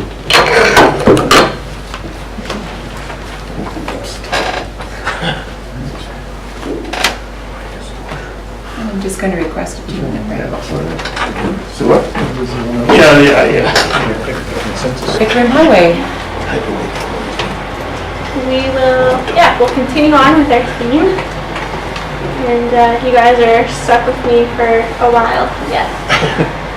Okay, so development variance permit. So this application for this applicant is proposing to subdivide their 8,091 square meter subject property into two 3,863 square meter lots, including a panhandle act to decrease the minimum lot area and minimum lot width requirement of the acreage residential district zone, the RA2 zone, in order to facilitate the subdivision. So the location, we are south of where we were previously looking. This is Cox Bay down here, Pacific Rim Highway, New Jensen's Bay up here, and Rosie Bay over here. So the address is 1397 Pacific Rim Highway. The darker one? Yeah. That's correct, yeah. So this is Pacific Sands here. Sorry, where did you? This is Pacific Sands, so Cox Bay is down here. This is the subject property, Rosie Bay, Jensen's Bay. Oh, okay. Rosie Bay is that white bird. Moser Place. Moser Place, these are all Yeah, straddle okay, lots. yeah, okay, gotcha. But to take this, a variance is required. Two variances. The first is to vary the minimum lot area of the RA2 zone to reduce it from 4,047 square meters to 3,863 square meters for lot A and B. And the second is to vary the minimum lot width of the RA2 zone from 36.6 meters to 6 meters for lot B for a panhandle. Some relevant applications. So this application was zoned in 2008, and the purpose of this rezoning was to change the subdivision regulations to facilitate a future subdivision. And so that bylaw, number 1076, was adopted October 14th, 2008. Staff did receive a subdivision application in spring of 2018. And as part of the requirements of the subdivision, a development variance application was received July 19th, 2018 for council's consideration. Regulations which dictate the minimum lot area and the minimum lot width. This subject property is zoned RA2, and the intent of the RA2 zone is to provide for the holding of rural residential land in medium-sized parcels. What this table is showing you is all the RA zones, as well as the proposed lots and the OCP policy. So starting at the OCP, it's in the Chester and Beach neighborhood policy, and so the density policy under the OCP is 20 units per hectare, which would work itself out to about 1 unit per 500 square meters. The proposed lots would be 3863. Lot B would be the same size, but would have a panhandle of 6 meters. One thing it's important to note is that the area of the panhandle isn't included in the calculation of Lot B's area, and that's under the approving officer's handbook of best practices. And then for comparison, the three RA zones. So you can see that RA2 has the largest subdivision regulations. That's the zoning of this property. So their minimum lot area is 4,047 meters squared, and their minimum lot width 36.6, which is still much larger than the next 70 square meters, 32 meters for the width, and RA1 even smaller, 1670 meters squared and 27.4. So you can see that the proposed zoning, although less than RA2, is still much larger than any near or relevant zones. So the site has an existing single-family dwelling and a caretaker's cabin, which is present on the subject property and to the south. So it's been provided, so you can see that the house and the cabin would be on Lot B, still able to meet all the relevant setbacks of the RA2 zone for the existing structures. Panhandle access on Pacific Rim Highway, 6 meters wide. Again, that's our standard for access for vehicles and emergency vehicles. And again, a shared driveway access, which again is shared with this neighbor as well. So we're limiting accesses crossing them up and coming off the highway. And so because The way that the for the panhandle is the frontage, so that's why you have to vary down to 6 meters. And because this panhandle isn't included in the lot area, and we do need a width of 6 meters for safety reasons, it also lessens these lot areas to be slightly smaller, so that's why they're 3,863 square meters. Just to be clear, that there isn't a MUP on that side, correct? That's correct, yes, sorry. What was the question, sorry? There isn't a MUP on this side. Oh, We do have policy to internal criteria to consider when council is looking at development variance permits, and I'll just walk you through the 6 criteria. So the first is preserves the form and character of a street, area, or neighborhood. So as discussed, many lots along the highway have been subdivided with the panhandle, as that's the only way to provide the required access when further subdividing. The surrounding area is comprised of single-family residential lots, many of which have been rezoned from A1 to RA2 over the last 15 years. A couple of lots there's two lots that are 2 acres or over, which are zoned RA2, so they could apply to subdivide. And then there's 8 1-acre lots zoned RA2. These are lots that have gone through that subdivision process. The next considers the protection and preservation of natural features and functions, including ecological DP areas are present on the subject property. The panhandle, the existing driveway in this case, is already inside the panhandle, so there's not a need for a lot of site prep. Design and siting should account for solar exposure to public and private lot line. Required minimum setbacks from the adjacent properties will not change. So when that house, if a house is going to be built on the new lot A, it would still have to follow the same setback, so there would still be that same level of privacy. Enhances views from neighboring properties. A vegetation covenant is registered to the property's title, which buffers from the highway. This will remain and will be transferred to the proposed lots' titles as part of the subdivision. And again, the proposed lots will utilize the existing access. No new access will be permitted, so we are keeping that screening from the highway. Finally, allows for flexibility are solicited from the notification process during the DEP. And staff can give you some feedback on that. And then typically the reduction in lot size should not impact neighboring properties, and panhandles are typical in this neighborhood. So for referrals, we do provide mail-outs and handouts to neighboring property owners, which was done previous to the August 14th council meeting, and again notifying everyone that the meeting had changed to the August. No comments received for council's consideration. The options in front of council are to approve the permit as amended, refuse the permit, or defer, otherwise deal with the permit. The permit itself is attached as Appendix 1, so you can see it there. Staff are recommending approval of the permit. And should that be approved, then the subdivision application would continue. Thank you. Just per Councillor Blanchette's comment in the last go-round 8.1, 8.2, could staff be keeping a tally of these subdivisions and these, just the potential that we are allowing now, so that we know how many, because if it's RA2, as you said, then it's a house or a potential house or a cabin plus an auxiliary or a caretaker's cabin. I think it's really important that we know to tally up what we're doing in terms of the commercial accommodation. So we just keep these, we keep this juxtaposition of residential and commercial in the right alignment for the water supply that we have. Yes, and one thing that might be helpful is under the official community plan process, one thing that we in the official community plan and the V2A, and try to take relevant stats and statistics and building permits, so we can kind of have that data, so then we can look back at our policy and see what's happened since the 2013 policy was brought in, and whether we're seeing the results we want to see, and that'll help us make better decisions for our new OCP. And so that's one thing that CDAC would like shared with them, and I can share with council when it's ready. I received a final version from the students, but I haven't had a chance to go. So I would move the recommendation. Second. Thank you. All right, so moved and seconded, the council approved development variance permit number 03-18 to vary the zoning bylaw for Lot 7, District Lot 273, Clackcliff District Plan VIP 67442 as follows: to vary Part 19 30.3 to reduce the minimum lot area from 4,047 square meters to 30. Dairy Park 19.4 to reduce the minimum lot width from 36.6 meters to 6 meters for Lot B, as shown on Exhibit A. Any final comment? All in favor? None opposed? Motion carried. Thank you. Okay, next is the housing agreement bylaw for Mackenzie Beach.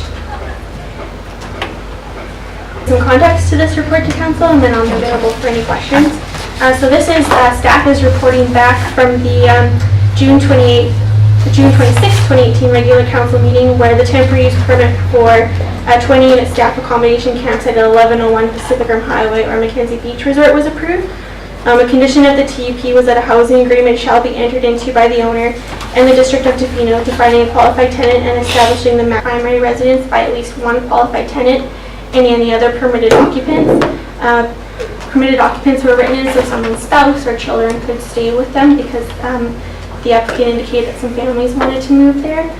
Qualified tenants are defined as someone who has secured part-time or full-time permanent employment for 3 or more months with a business that holds a valid business license in the District of Tofino. There's clauses that the secured rental sites are not permitted to be used as tourist accommodation, and we've matched our definition dollars per month. There's also clauses that no extra charges or fees for use of any common property, or sanitary or utilities, or property taxes be added onto that rent. But for clarity, that doesn't include things like television, telephone, or internet. Some of the park rules that are conditions of the DUP, such as quiet times and safety requirements, have been included right into the tenancy agreement. And this housing agreement also requires a statutory declaration so we can follow up yearly, and we set that time in the spring to make sure that the terms are being followed. You said it really quickly and I didn't catch you. That you said something about whether you were allowed to sublet or whether you're allowed to have visitors. It was something, you said that quickly. You can't sublet, right, but and you have to have at least one qualified tenant in the trailer, and that's someone that has employment within the district. But what we've allowed is we've also defined a permitted occupant. And you can have one permitted occupant over 19 in the dwelling as well, so that would allow someone who's maybe they don't have jobs because their kids are for whatever reason, but they can still stay. So it kind of just gives some flexibility to the tenants that wish to move in there. Are you allowed to set up tents on the surrounding property or common property? No, so that's a condition of the TUP. It's only 20 RV sites. Each RV site is serviced. And how is the fire, I missed that part, the fire and safety regulations for fire, is that's taken into account here? That's right. So under the temporary use permit that was approved, there were conditions for nuisance, such as quiet times, and they were all having smoke detectors and extinguishers inside their trailer. And so what we've done to close that loop is we've put them also in the tenancy agreement as part of this housing agreement. So it's just super clear, and everyone, renters, property owners, and staff are all aware of the rules. But those are actually conditions of the TUP that was approved by council. So 2.4 common fire extinguishers, is that what you're referring to? Must locate fire extinguisher which is accessible and operate. Are you looking within the housing agreement? Yeah. Yes. Page. Item 2.4, so it's on page 68. That's right. So that's a condition of the TUP and under the fire chief's recommendation, and then we just repeated it in here so it's clear to everyone. So is that, there's actually a fire hydrant, so what kind of a fire extinguisher will there be for this? It says must locate, what does that mean? I refer back to the TUP where the actual type of fire extinguisher is put as a condition, which I don't have in front of me, but these are all conditions that the fire chief wanted to implement. They include having CO and smoke detectors inside the trailer, and plus a certain spec of fire extinguisher inside the trailer, and then common ones located up. Fire hydrant, or we don't know that? No, fire extinguisher. Fire extinguisher. Wow. Doesn't sound very, I suppose if it's okay with the fire chief, but, considering what happened in Euclid recently, raises some alarms for me that there's not more of a substantial, with people actually living there. I mean, does anyone else feel that? Well, it was well outside municipal boundaries where there is 0 fire hydrants or water capability. So I think myself, and not if this is what the chief recommends, there are fire hydrants that are nearby, but for them to hook into, and then our firefighting equipment also has tanks on the back of the trucks. And I think for my definitely, fire safety has been raised several times about trailers in general. So it's valid, very, okay. I just anything at that end of the property ever, so. There is property across the road.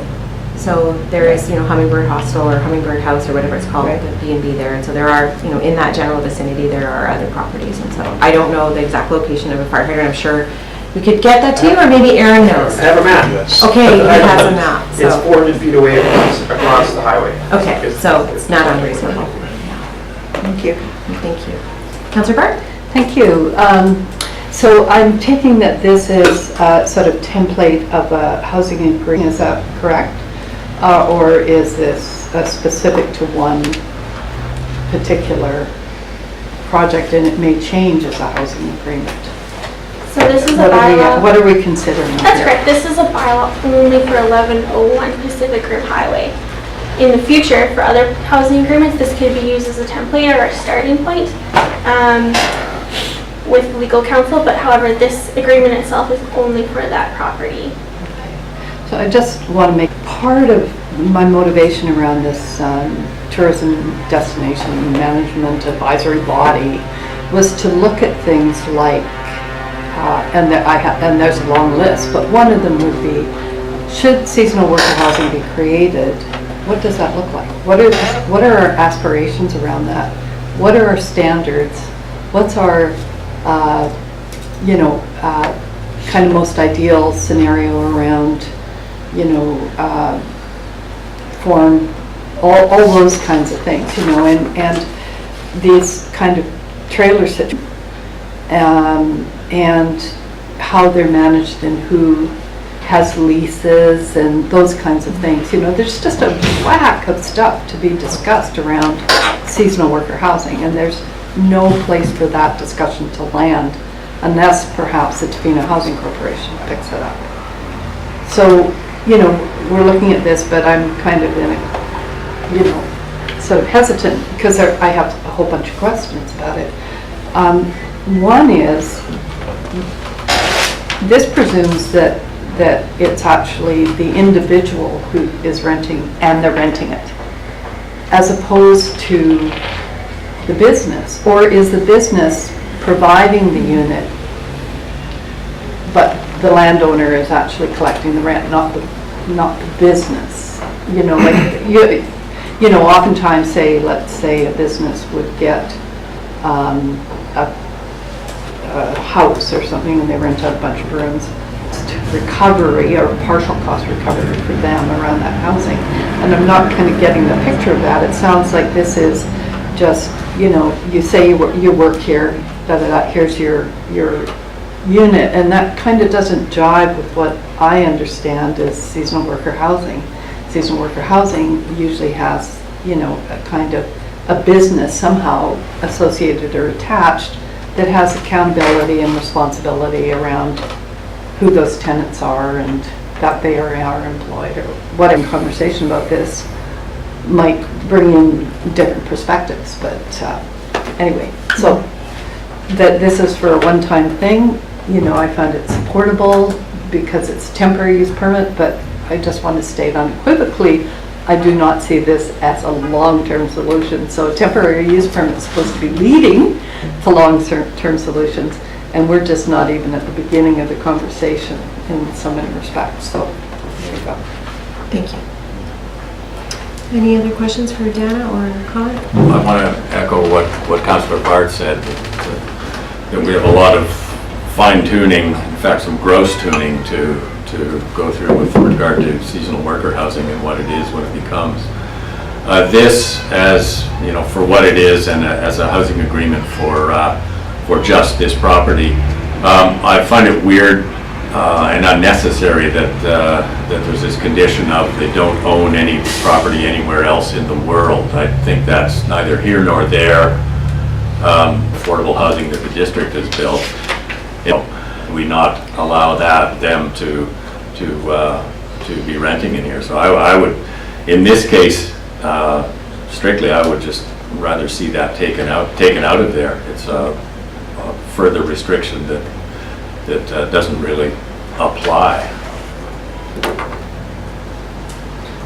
Can I offer two things? The first is I agree with you, and that's why on page 3 that was removed from a qualified tenant. It's just the staff report but didn't get updated, and so that clause was removed from a qualified tenant, the requirement for them not to own property anywhere elsewhere. So now a qualified tenant means an individual who can demonstrate to the satisfaction of the business that holds a valid business license in the district of Tofino. And the second point that it might be helpful to clarify is the use itself was approved as the temporary use permit. What's before council today is the housing agreement, and that's specifying who can be in these units and the maximum the property owner can charge them for rent. So the use and the conditions of the use are under the TUP. What this is trying to do is close the loop as the only mechanism that the district has to have some control over who's there and how much they can rent, and that's due to our policies of wanting these to be for seasonal workers and that affordable or 30% or less of their income. Thank you. Do we ever, I can't recall, that council gets to see the temporary use permits? Yes, you would have seen this at the June 26th regular. I know it came to council and there was delegation and we approved it, but I don't recall actually seeing, because they're different for each type of TUP. That's right. The permit is attached as Appendix 1. So for example, for the next item on the agenda, it's also a TUP, and you'll see on Appendix 1 the actual permit, and this is what it would look like. Okay. So there's the permit itself, and then you see the Schedule 1's the undertaking, Schedule 2's the security, and Schedule 3, these are all the rules. So that's the spot where you can see all the specific rules for each TUP, because you're right, every TUP has different rules. Yeah, okay, thank you. Can you tell us, in relation to the expanse of the property, like what does that allow? You know how yesterday you explained to us about, for example, in the when we were discussing the hostel, and you explained, or someone explained that what the square footage per person. Is there any sort of parameters like that we can, because give people, or is there any sort of parameter that you can? I know the property and I know what's being requested here, but I'm just trying to understand what kind of space are people? Because so the property last night at the hostel, because it's a building, the occupancy is under the BC building code, which a campsite or trail, which is an old bylaw from the 80s, that sets up some areas. Right. That's been used as a reference, but because these are staff campgrounds covered under a TUP, we haven't used the campground bylaws more than just a basis. Yeah, I just think, like to others, I think it would be good to have some sort of a, I don't know whether the camp could be updated, but some way so that there's a safe and reasonable distance to allow people to have, because this seems very reasonable to my eyes, but some other things that were being requested don't have any standards. So how are we, if we don't know the exact measurements of the property and the dimensions of we can't really tell. Are they 2 feet apart? Are they 10? How much space do people have?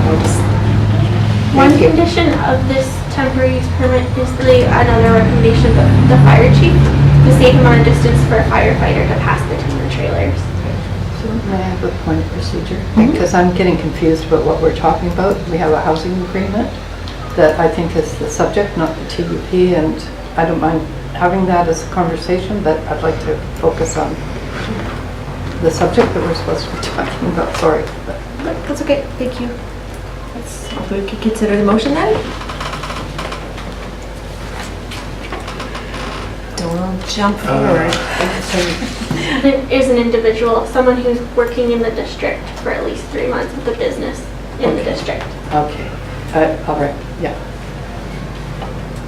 I don't think that's great, but I think, you know, if you're providing seasonal worker housing, then in my view, it should align, it could align to individuals, but it could also align to businesses, so that businesses can rent a unit and provide housing for their staff under the terms of what's allowed, but right now it doesn't allow.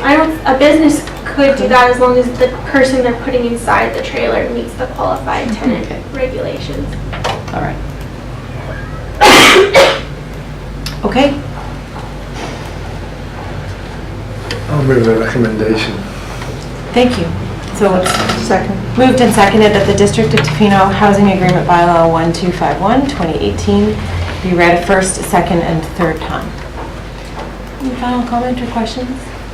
All in favor? Any opposed? None. Thank you. Motion carried. Great. Thank you. Might come back on the 24th.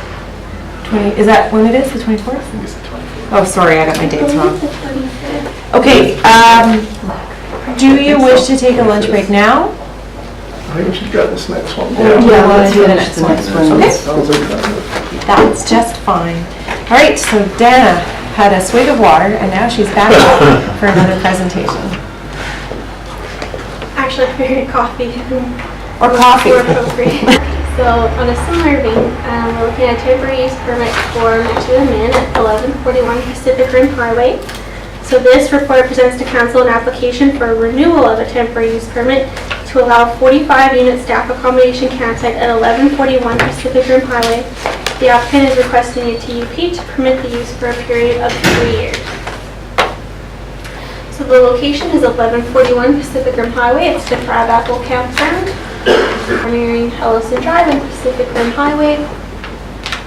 Here's the existing house, flower shop. There's a newly constructed washroom and the campsite.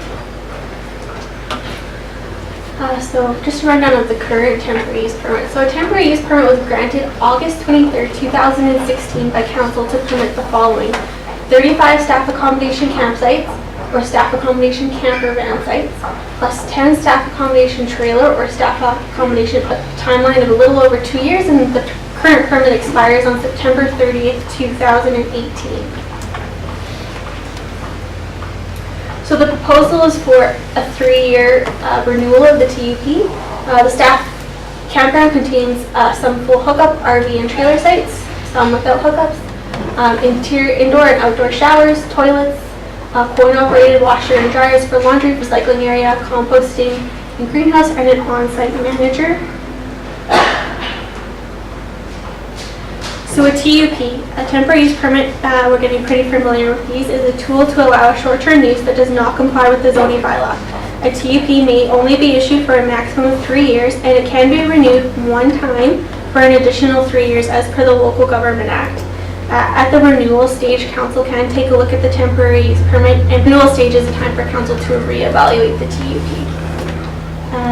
They're intended to be a temporary in nature and are not a long-term land use solution. And so should this TUP be approved today, it would not be able to be renewed again in a 3-year period.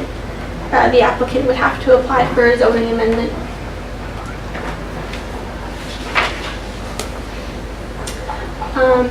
But for the most part, the conditions of the TUP remain the same from the 2016 version. So the proposed changes are outlined below and included as conditions within the TUP. The first is the site type. So the previous TUP designated the permitted campsites as 35 campsites or camper van sites and 10 trailer RV sites with a maximum of 70 occupants. So it delineated which sites could have a tent or a camper van on it, and which sites could have an RV or trailer on it. And that the TUP permit 45 overall sites with a maximum of 70 occupants.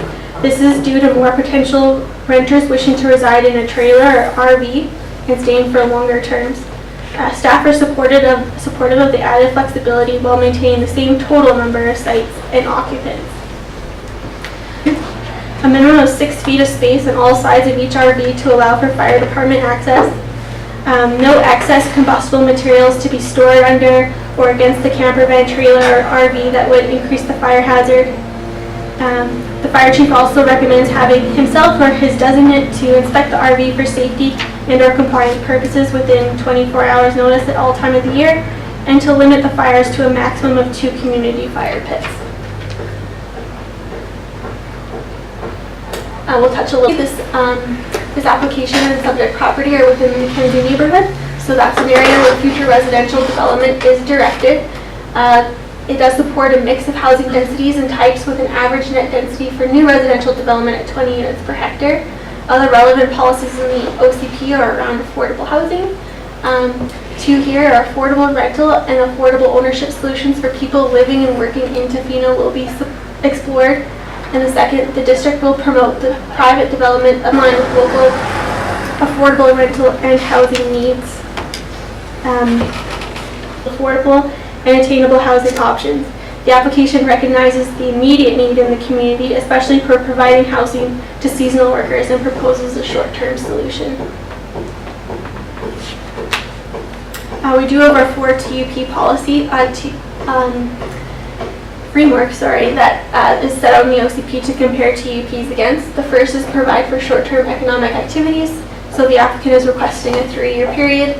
The next step, again, because this is a renewal, would be to apply for a zoning amendment application. Ensure long-term policy for the area is not changed. The nature of the TUP contains provisions of security should the district have to enforce removing the use after the permit expires. Balance public and private interests. So the private interest is the economic gain to the property owner. Public interest is the provision of staff accommodation options in the district. And finally, maintains a reasonable level of compatibility with the surrounding development.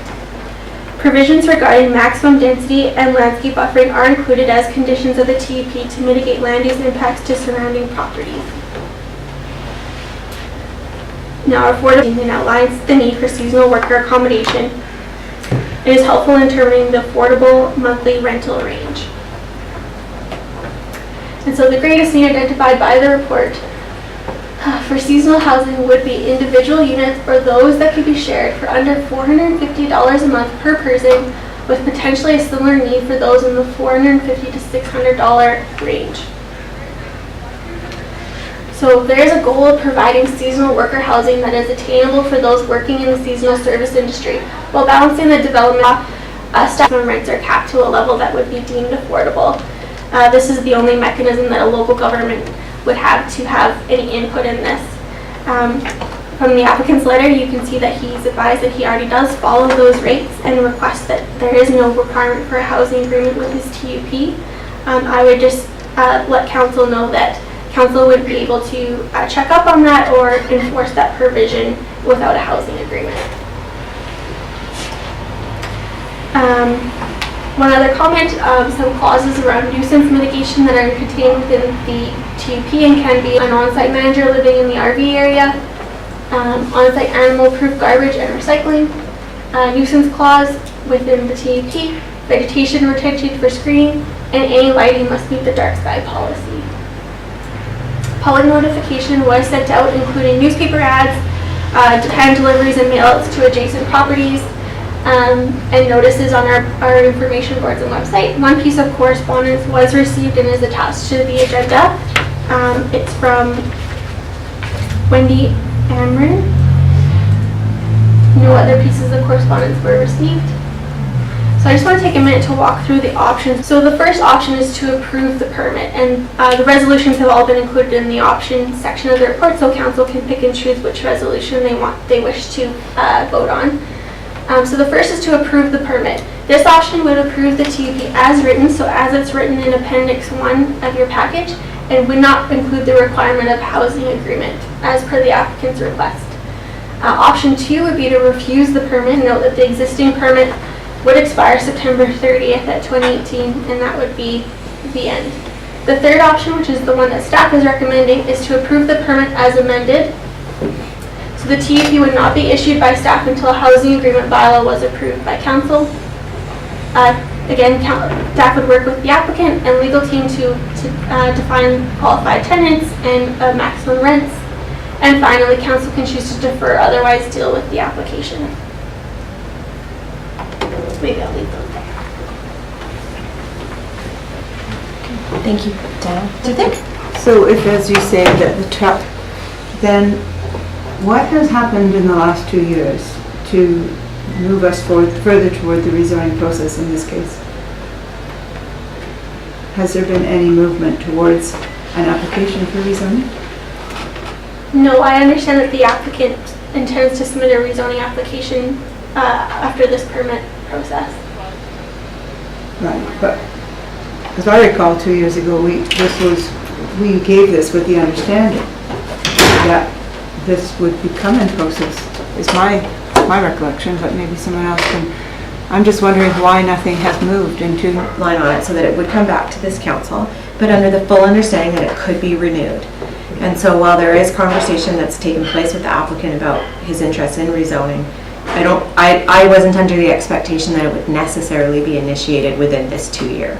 That he needed some time to pay off his investment and make some decisions and have some experience at it before he came forward. So for myself, I'm comfortable with, honestly, I'm comfortable with reissuing the TUP, the renewal, and then getting quite quickly into those discussions. I would encourage him to quite quickly. Yeah, we hadn't heard, so I just want to know if there was any movement from the applicant proponent's point of view towards this, but not yet is what you're saying to us. Right, we have just had discussions of him wishing to apply in the near future, but we haven't received an application. Right, well, I would go with option 3, as you suggest. It's my vote. Okay, thank you. Anyone else? Councilor McMaster. I realise you went around, but why did we not have a housing It agreement? wasn't here yet, but probably because we've learned new things. I think our first housing agreements are only a couple of years old, so it's a fairly new tool in practice for us.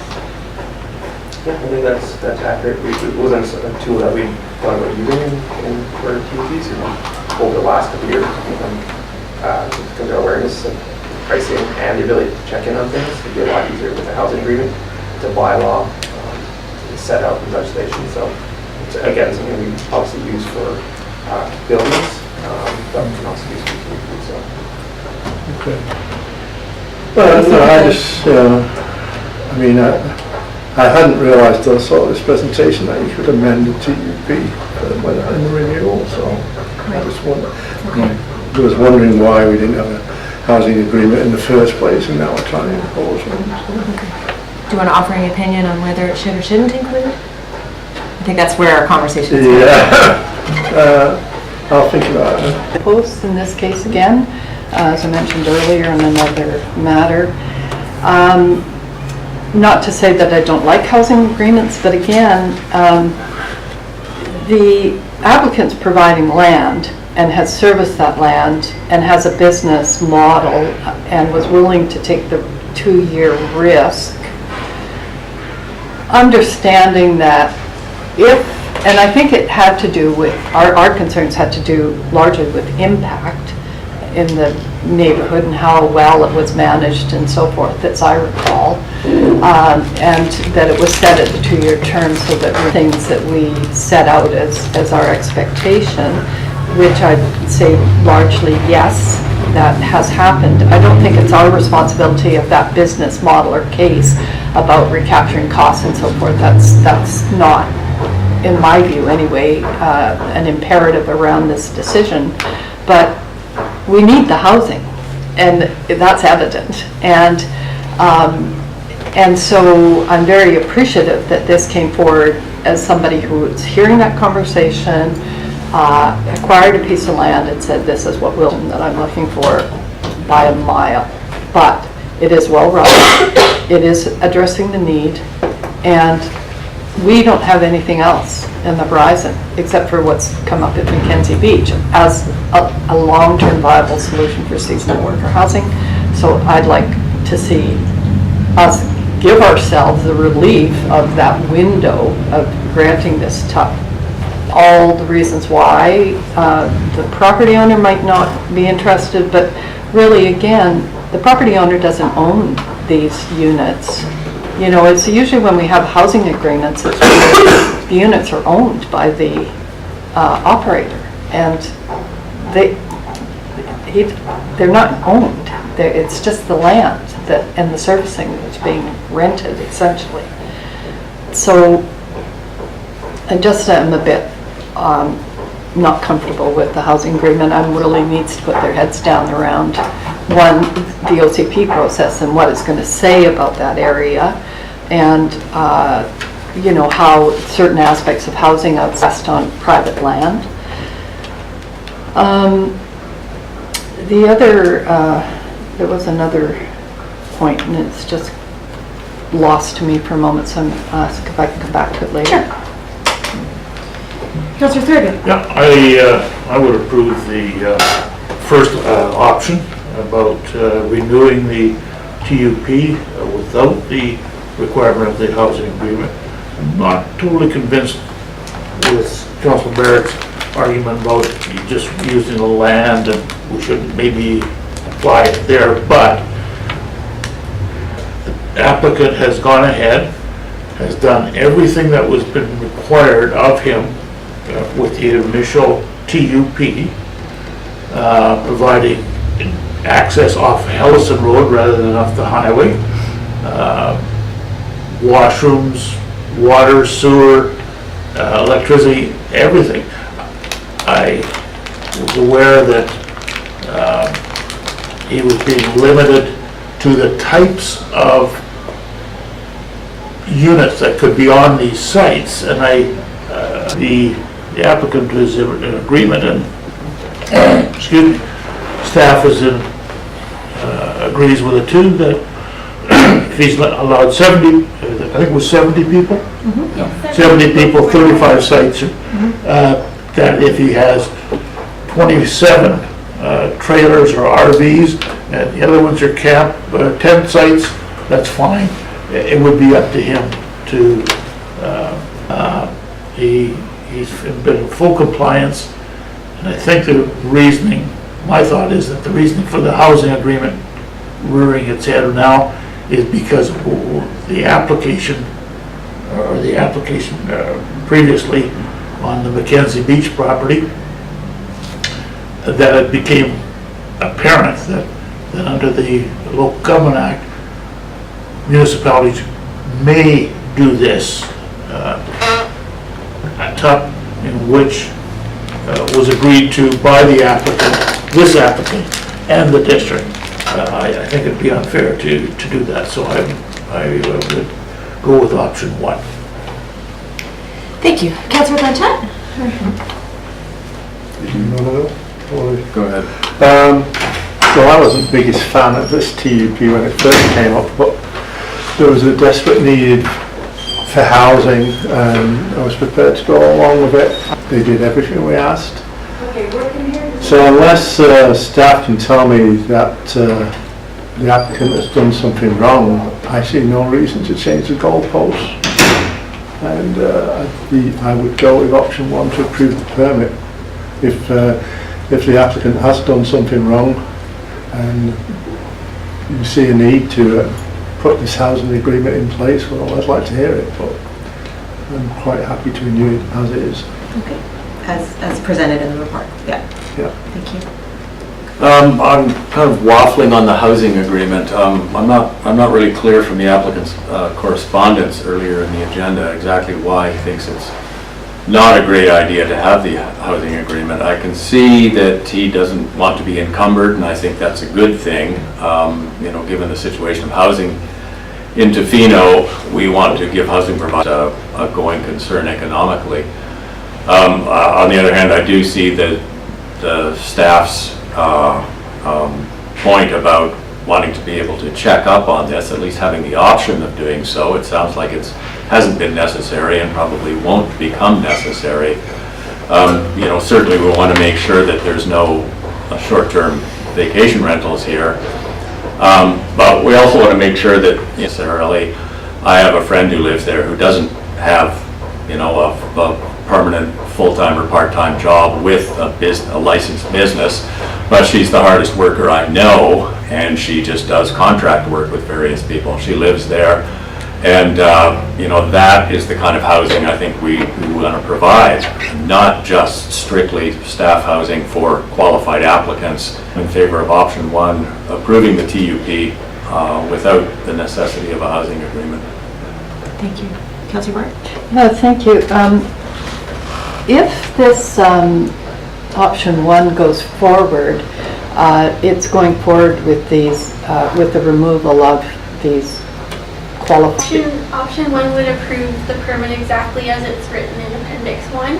So it's very similar to the 2016 TUP, although even the not dictate how many RVs versus how many tents, and the changes to the fire safety requirements. So there are still some amendments, but option 1 would approve the permit as written and wouldn't include the housing agreement, so then there wouldn't be definitions for a qualified tenant or maximum rents. The TUP itself does say that stays have to be 1 month or over, so I guess there is that provision. I just wanted to be absolutely clear that, sorry, we read these things and then you come up and it's not right at your fingertips. But the reason I'm asking is, as I recall as well, the camper van sites had to do with what we understood was addressing a need for seasonal worker housing. Now, I understand the landowner is saying, well, actually, there's more demand for the RV sites because worker housing is needed year-round, and that's why more RV sites. But in respect to the letter from Ms. Amrine, she talks about the hookups and so forth, and it alerted me to, well, if the use changes, is there a mechanism year-round unit that it must have a hookup? Is that part of a requirement, say in our campground bylaw or anything? Like, how do we capture that? Because the units of the toilet facilities and showers and so forth were really kind of seen to be servicing that kind of more temporary shelter type accommodation, whereas RVs have more, could be serviced. So just wondering if that can be a stipulation. Yes, I can answer that for you. So the way to do that would be to make that a condition of the TUP. A relevant example is the Mackenzie Beach Resort Campground did require all the RV sites to have water and sanitary hookups. At Crabapple, as I understand it, some of the RV sites do have full hookups and some of the RV sites don't have any hookups, and they're using the communal washroom and shower facilities. And so that's not the current situation that all RVs have servicing. Council could amend the TUP to add. Yeah, and I'll just say that, I wouldn't mind if they didn't have the hookup necessarily if they were seasonal housing, but what we're hearing is this is becoming year-round housing, so not having hookups to me is not an acceptable living condition for those kinds of units. I don't know how the rest of council feels about that and whether or not that might affect the owner of the property as to how those sites are allocated. I don't mind leaving that up to the owner, but I just, that's being suggested for these RV sites that they're serviced. Councillor Thurgood? I'm looking for some direction. Can we ask the applicant how many sites, or does staff know how many sites are serviced, fully serviced, and how many are not? I don't know the answer to that. CAO? With council's permission, we can ask the applicant. So by unanimous consent, yes, we'd like to hear. Thank you. How many sites are fully serviced? Sorry? How many sites are fully serviced? Yes. Right now, just 12. Of your 35? There are a maximum allowable of 45 sites available, including everything. I believe the original calculation showed a max, which I don't know we're close to, anyways. And yes, there are a few people in the wintertime that do use the communal facilities. I think part of Blake's process was also to see what the community wants to see happen with that property. So, in terms of how I'm supposed to move forward, should I be investing all this money to put in more underground service within the rezoning process. So it's kind of a tough balance, you know, it's like, well, if I don't know what I'm going to be allowed to do, why am I doing everything now?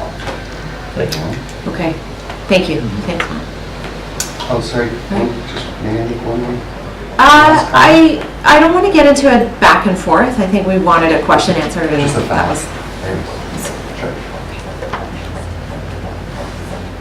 right. Any other back up to it, but I think I really understand what staff are saying. This is an opportunity that we have, you know, to make some things clear. And I personally feel that in so doing, not only is it good for the district to have this agreement, but it's good for the, you know, for the owner. It safeguards them. I think it really safeguards the people that are staying there. You know, we're not saying that you get to live in a slum. You know, there are some standards here. There's some safety precautions. There's some advocating that I think the housing agreement is a good idea. I think it's in everybody's best interest. That's why I'm saying that. Councillor Burke? Yeah, thanks. As I understand, in response to Councillor Thick, the fire and safety and all of those things would still be part of the temporary use permit, whether, yes, and so whether or not the housing agreement's part of it. So I just want to clarify. Okay, thanks. Facts. I have found it a little earlier around the fact that we, in the last item, I think, really need to wrestle with this application of seasonal housing, what it really means, what it is, how we're going to use it, and how it applies to either temporary use permits or into zoning in the future. And what I see here is, I'm actually in favor of the housing agreement, but it's not a showstopper for me, and I'm happy to live with the TUP being extended the way that it is for the next 3 years. But I think what our staff has done is bring occasions, and that we have a strong interest in protecting the public or community interest in providing affordable housing. And so maybe in this case it's not going to fly, and I accept that, but I don't think it was a bad thing, and nor do I necessarily feel that it's strongly changing the goalposts. Financially, my understanding is that everything could run with it, but I understand there's some philosophical differences perhaps between a private property owner and his private interests, as Dana laid out, versus the public interest or the public good. And long-term residential rental, like through a university dorm or a private apartment building like Tonquin Villa, they're run as businesses, and of course they are. You don't provide housing for people to go into debt and to lose money. But the affordability problem that we're wrestling with is something where we're looking at how do we take common assets like tax dollars or other grant dollars to put into subsidizing the cost of housing to actually make it affordable. So we have some competing objectives here. We're certainly not going to resolve that today, but we really do need to put our minds to it when we're using private land in this manner for public, that we're necessarily speaking about very, very low income people who need help too, but that we're trying to make the town's economy run with affordable housing for workers. And so we have an intersection of competing priorities here, and like I said, we're not going to resolve it today, but we do really need to get our heads around this.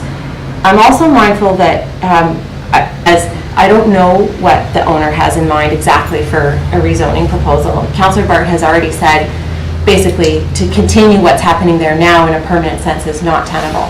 I agree, it's not tenable. This isn't the kind of permanent housing that I would want to see either. And I hope that is helpful for the applicant to hear, because as he starts thinking about what you want to do on the property, I think there's some other conversations to be had around employee housing. I can live with extending the TUP without the housing agreement, but I would have preferred it with. So I think I see where this is going, and unless there's any other final comments, maybe we'll. Well, I don't seem to have a clear direction. I wasn't quite sure what Councillor Blanchette was proposing. I think Councillor Blanchette indicated that he's supportive of moving ahead without the housing agreement. Yeah, that's benefit mainly that. I see a rezoning application as a long shot here for the situation as it is. I think in terms of land use and OCP considerations, if we're looking at putting staff housing somewhere, it's not going to be on a major corner on the highway coming into town as a campground style accommodation. So I would like to, we need this. I don't want to add any extra conditions on it or anything. been operating fine, and I think it will continue to do so, and we'll see what happens at the end of this TUP. I think someone might want to move the first option. I'll move the option 1, that we approve the permit as written without the requirement. Staff be authorized to issue the temporary use permit attached as Appendix 1 to the staff report temporary use permit 1141 Pacific River Highway dated August 28th. And just to say that if I will be voting against that, but it's not because I don't agree with what, I just think that this is the best option as presented. I understand, and thank you. Okay. Councillor Brett? I'm inclined to move to again, I'm supportive, of course, the number 1 option, as I've been clear about, but I am very concerned if we've got, out of 45 units, only 12 that are fully serviced, but we're granting that kind of shelter accommodation, tents and camper vans can kind of be changed in the mix, that we're having people live in those conditions without servicing. And I don't know what the costs are, but now we are talking about year-round rental collection or whatever of the units, and the individuals renting are actually providing the units they're living in. So it just does seem to me that if over 3 years a business case can be made, that any concurrent servicing, and I don't know how council feels about that, but I really feel that staff and the applicant should have a conversation, and if that can't happen, we should have the chance to hear why not, and then proceed with the decision. I mean, we're still in advance. I don't hear from council that there's a reluctance to renew the temporary use permit, or that we should alarm the applicant that we're going that way, but I'd like some satisfaction if we're going, that we're not asking, I don't know, 60 people to share however many washrooms and showers and so forth on a year-round basis. It just is like... Do you have any comment, Dana, on that and your staff's thinking around? No. Anyone else? Councilor Master? Yeah, I tend to agree with Councillor Burt, but I'm concerned and sympathise with giving a temporary use permit. Why should he invest doing more hookups? Yet we just heard from another council that the chance of getting rezoned is minimal. So why would he put more money into hookups if he's getting told right now that the chance of getting rezoned is not going to happen? So I think we're sending in mixed messages. We wanted to do something, put more money into. I'd just say that what's being asked for is this change of use within the top, which raises some concerns. You know, like, I don't know how much it costs for laying more pipe and so forth, and I think that maybe staff and the applicant could have what's in front of us right now, as far as if this is going to become year-round housing, and even if, you know, the applicant has the right to apply for rezoning for something that will need, you know, pipes and servicing and so forth.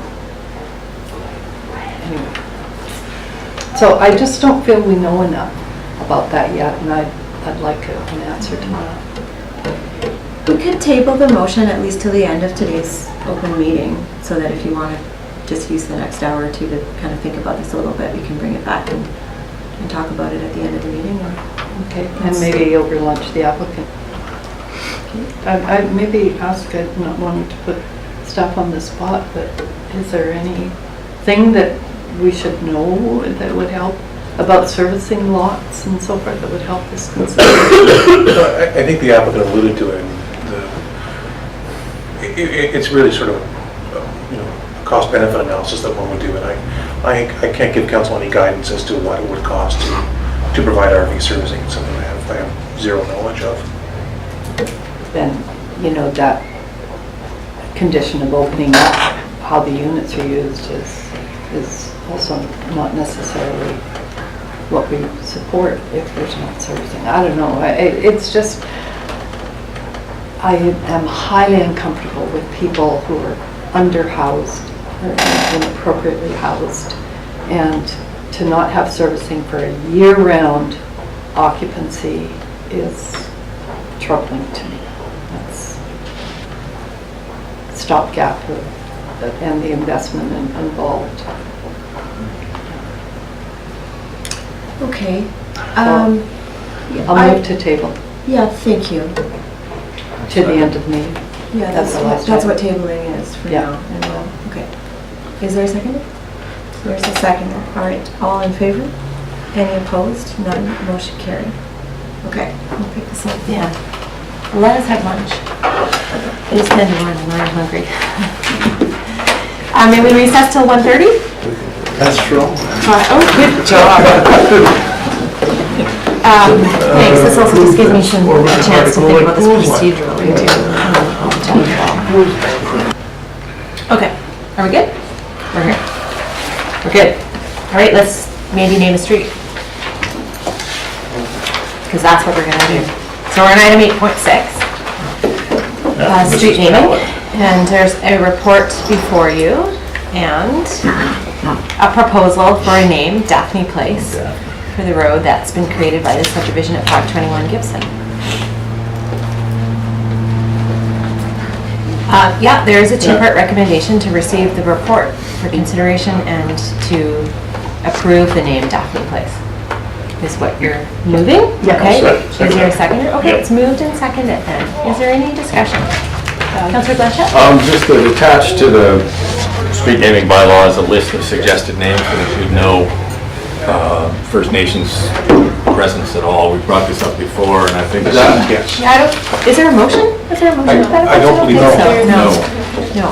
But I think, yeah, it is certainly something that was identified, and I know we kind of thought we would be able to address it in this municipal term maybe, but it hasn't happened, and it's something we're all well aware of. Certainly with a view toward reconciliation and advancing that cause.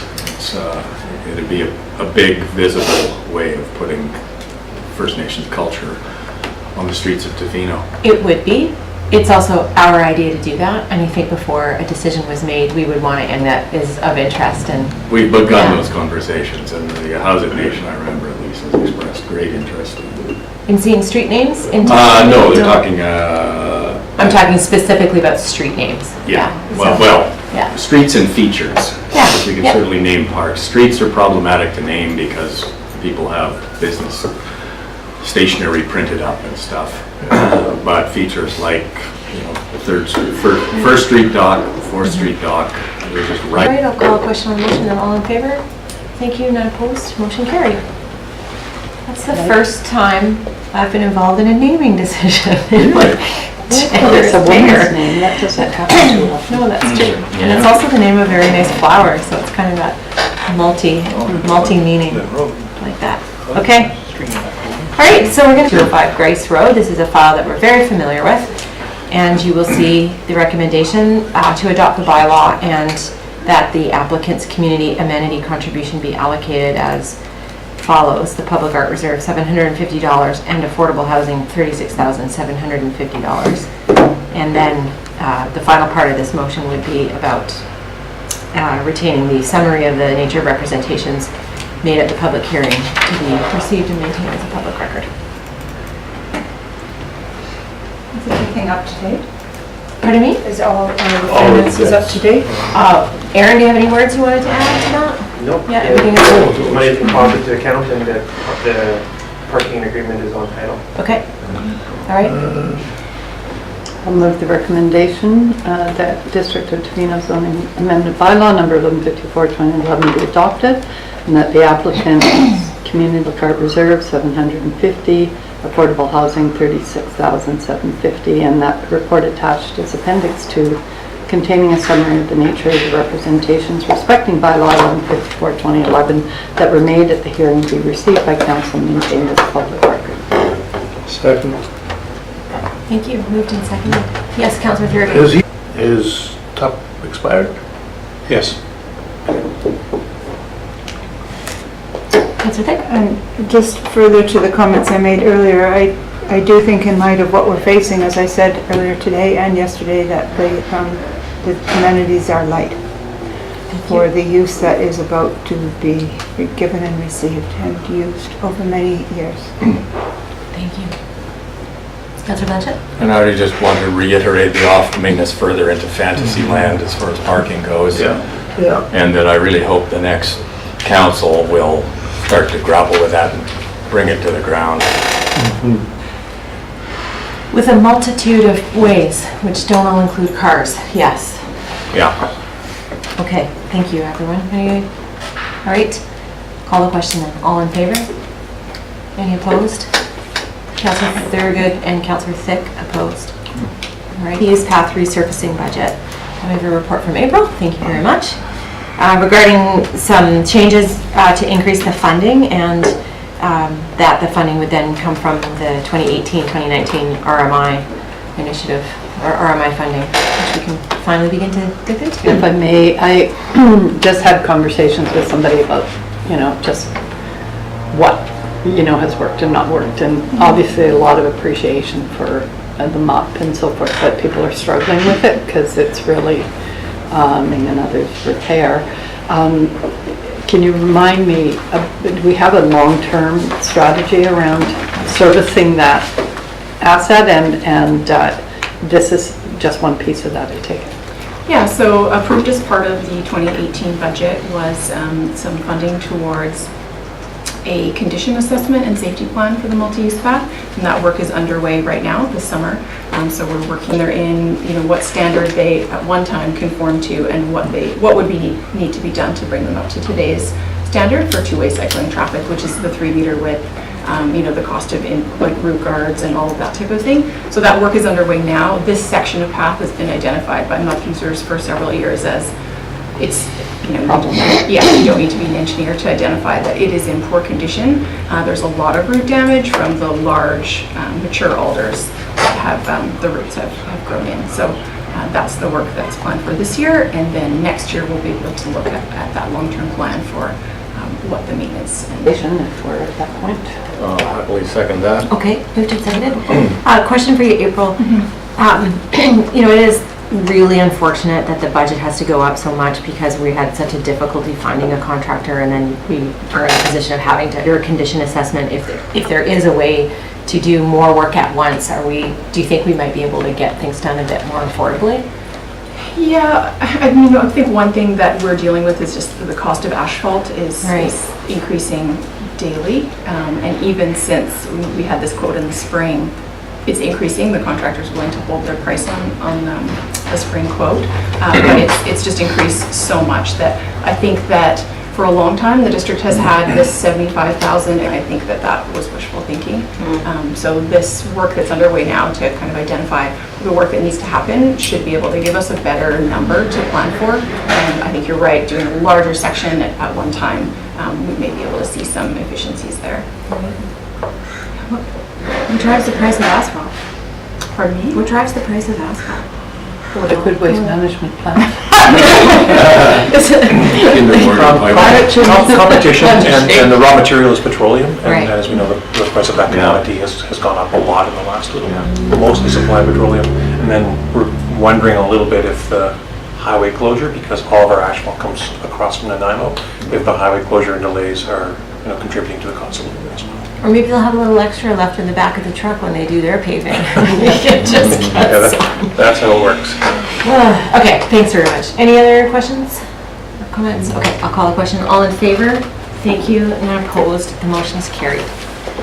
Okay, there's a report that we received a couple of days ago. Thank you very much. Do you have a presentation, or are you? Yes. Okay, fire away. Of course. Or flush away, I should say. Flush away. Okay, good afternoon, Mayor and Council. Going to be providing a little presentation on this resolution correction, essentially. So I'm just want to make it clear to Council that the numbers of the project totals in the resolution are going away, but we're not doing that to hide anything or to for the cost increase. If anything, the cost has gone down, so we'll go into detail into that. So the original council resolution 2 weeks ago read as follows, that staff be authorized to submit an application for grant funding in the amount of $40 million for the construction of the wastewater treatment plant as a contribution to the $54 million construction phase of the Phoenix Committee to treat municipal sewage. And that district is committing up to $16 million as its share. A separate resolution was that staff be authorized to pursue cost reductions associated with the wastewater treatment plant's administration building and the compost facilities. So it was clearly understood that the compost facilities, odor, abatement requirements, those are not to be touched, those should remain. We're still working on going to be removed from the council resolution. And that turns into a cleaner version of that staff be authorized to submit an application for grant funding through the ICIP Clean Infrastructure Environmental Quality Substream. And that the City of Tofino supports and commits to the fund of up to $16 million, which is into detail as to speak.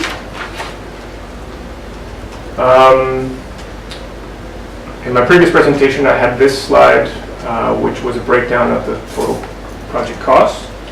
It had the capital costs at $54.8 million and the non-eligible costs, which are still project costs at $388,000. And the breakdown at the bottom there was $40.2 million grant. The capital costs have gone up, and basically some of the non-eligible amounts have transferred over to the eligible category. So we've traded over the commissioning plan, environmental impact study, the pre-tender site clearing and surveying, CCTV equipment for the plant, and staff hiring expenses. Also buildings still conservatively. So that's resulted in the following crossouts. The capital cost went from $54,836,000 up to $54,909,000. The non-eligible cost went from $388,000 down to $315,000. So that balance changed the grant amount eligible and the City of Tofino's contribution. The important part here being that it went to the $14.9 million. So something. Wow. And that's because these numbers are fluctuating. Basically, we just want a revised council resolution that's cleaner and realistically consistent with the recommended wording for the council resolution. Well, what if we don't get the, what if we only get 25 million? Then what? Well, that's, yeah, maybe I could speak to that. If we only get 25 million, we can't do this project. We don't even have within our borrowing capacity. If council fully utilized the borrowing capacity this municipality has, we wouldn't get there. So what we could do is start a project. And I think if we don't see this $40 million grant, I don't see that there's a way for this project to get done. I thought that's what you were going to say, and I'm glad that you said it. Thank you. Councillor Bart? Yeah, and again, going further to the comment I made previously, which I can't remember what meeting I was at, but about really pursuing 100% of capital funding. Have you ever heard of projects getting 100% capital? I've never heard of it. I'm aware of one that was 90%, which was the proportion is determined by the funding program. The funding program we're applying under would see, if we're successful, 73.3 cent dollars coming from senior levels of government. So there isn't really a mechanism in this funding stream for us to say, we want 100%. Right. So that gap to all of the capital, because we're really going to have a serious challenge just with the operating costs. It is a conversation I want to have about trying to find that gap money, whether it's Northern Development or whatever, and whether or not we can, use our MP to sort of help and advise us if there's even anything to unearth in that area, and any lobbying with the province or whatever. But given why we are having to do it, we need a lot of help on the capital side. sorry. Okay, but back to the grant. That's the end of the presentation. I just wanted to give a little in-depth of the numbers, just to appease any considerations that if the numbers are going away, what does that mean? How much are we contributing? We're still committing the same amount. Okay. What's the recommendation? You're a seconder for the moving of that council resolution number 373/18 be rescinded. So moved. Okay, moved and seconded. All in favor? None opposed, motion carried. And, I'll leave the second one. thank you. Moved that staff be authorized to submit an application for grant funding for the wastewater treatment plant through the ICIP Green Infrastructure Environmental Quality 1000 for the project. Seconder? Seconder. Any final comment, question? All in favor? Thank you, none opposed, motion carried. All right. Next is the Public Art Advisory Committee. We have some meeting minutes from their meeting on August 16th to receive. Moved and seconded. Any comment? All right, all in favor? Any opposed? Council, and that is that we endorsed their selection of the submission titled Art Aquatic for the 2018 Community Hall Generator Project. I think it's fantastic, and I'm really pleased to see this, and I heartily endorse the recommendation. I'll second that. All right, so then it is moved and seconded. And let me just add that every time we put out a call, we kind of tremble in a while and a little bit of beating of the bushes, but we got 6 responses to this, all of which would have been acceptable. There were some better, some worse, and it was quite a tough decision to decide on the one. And they were all, I think, local, with the possible exception of one. So we have artists in town, who knows where they are, back rooms somewhere, who were heartening to see. Thank you. Question for Elise. In that, I see that there's some personal information redacted from this, and is that because of an FOI thing or because the artist wishes to be unknown? No, April can answer that. Oh, okay, sorry. Or the staff leader of the committee. So the committee actually requested that they evaluate the submissions blind. Okay. Which meant staff went through and sort of redacted personal information, which of a small town, of course, meant email addresses and anything that was identified. Locals, a collection of, or collaborative of a number of local youth ranging in age from 11 to, I want to say 21. Great. Oh, amazing. That's really cool. Thank you. That's really part of the motion. Thank you. That's unanimous and it is carried. Okay, so now in the bylaws section, thanks April, we have the District of Tofino Zoning Amendment Bylaw 123801 2018 for third reading and adoption, and we do need to do these separately, so we would do third reading and then adoption. Okay, I'll move that District of Tofino Zoning Amendment Bylaw number 12. Moved and seconded. All in favor? Thank you. It's unanimous. Motion carried. I'll move that the District of Tofino bylaw number 1238.01 2018 be considered a final time and adopted. Seconded. Moved and seconded. All right, all in favor? Thank you. That's everyone. Motion carried. Okay, so we almost made it. I'm going to move to all in favor. Thank you. Any opposed? Motion carried. All right, so now we're back in the main motion, which is to approve the TUP without the addition of the housing agreement. And Bob, do you have anything to add, or was it Dana who was going to? Thank you. I can provide a little bit more information. Okay. So we're speaking with the applicant. There's about 12 service RV sites on the property right now, so they're serviced with sewer and water. So those that aren't in the 12 fully serviced do have water and power, but no sewer. And most of those RVs were year-round last winter. The cost to service the remaining RV sites with sanitary isn't known at this time. It's very variable site to site. It could depend on the soil, where the sewer is located, and is unknown at this time. And so therefore the applicant can't commit today to increase servicing. Well, at least they have water. And Yeah. Mhm. And if About I that. may just add, I was in on the conversation as Yeah. well. Mr. Nin said a couple of things. One, he is considering, that's something he's been considering sort of background anyway. I'm not sure if he's going to do it or make other site improvements, but it's something that's sort of on his radar.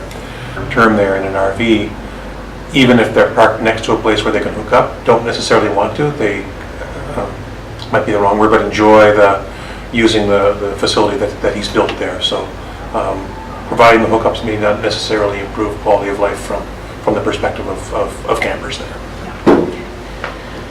Thank you for following up on that. I won't, it's not a showstopper at this point. Saying this message around housing and, where we don't have right now for this kind of circumstance, a real clear understanding of standards and so forth. So that's probably for the next council, and I'll leave it at that. So Thank you, Councillor Mark. All right, any other comments on the motion? I'll call the question then. All in favor of the motion? So the motion is? The motion number one. Motion is carried. Thank you, everybody. All right, so that brings us to the end of our open meeting, and we have question period. So anybody who has something to ask us about the business of the day? The usual question. Okay, you're welcome. Thank you for putting up with me, Council, Mayor. I just wanted this kind of thing for at least a year. I just want to emphasize the issue really is a health concern for us, not just a nuisance. And for that reason, I'm doing this. This is excessive. I accept that. But there isn't a lot else I can do short of suing the person doing it, which will take X number of months and cost money. That's what this is all about, the situation. I'm not going to go over the various elements of how we got here. You understand my point of view. You understand that I don't feel that the council had no tools. I will re-emphasize that up to 30 days from the issuance of the license, you had the option to review the business licenses. Now you can take the position that, big surprise, it was unanticipated, but that's simply, and this feel like we belong here. We're being bullied by bylaw notices. I will say this again, Josie, even today, I signed up 2 minutes late. The council has the option to consider whether that's okay. So there is that element. It's a fine point, but when things are tense, it's an important point. And it speaks to the type of governance that we have. And that is just a simple fact. Thank you. Thank you. I would like to just clarify one thing about the 30 days. So council has delegated in a misunderstanding. Council does not have the ability to reconsider the issuance of a business license. Council has the ability, the mayor in fact has the ability to ask council to reconsider a council decision within 30 days. And maybe that is what you're referring to, but I would ask staff, is there any tool by which council can reconsider the issuance of a business license within 30 days? I'm sorry, I can't speak with authority on that, Your Worship. I would have to check that. I know that if a business license is refused, right, there is that opportunity. There is a tool to come back to council, yes. Similarly, delegated to staff. Where things have been delegated to staff like that, there has to be an opportunity to then appeal if it's turned down. I know with development variance permits, there's not an opportunity if a permit is issued for someone to then go to council and say, it shouldn't have been issued, can you reconsider it? So I know that it works that way. I'd have to get back to council on that and to be able to have. I have been put in a position where it has become necessary for me to study the Local Government Act and the Community Charter.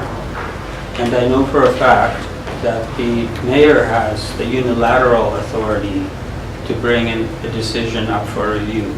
Now, I think it's absurd to take the position that if you've delegated that authority, you've also delegated that unilateral authority. I would also like to say that 2 council members have that authority as well. So did your authority to review that decision.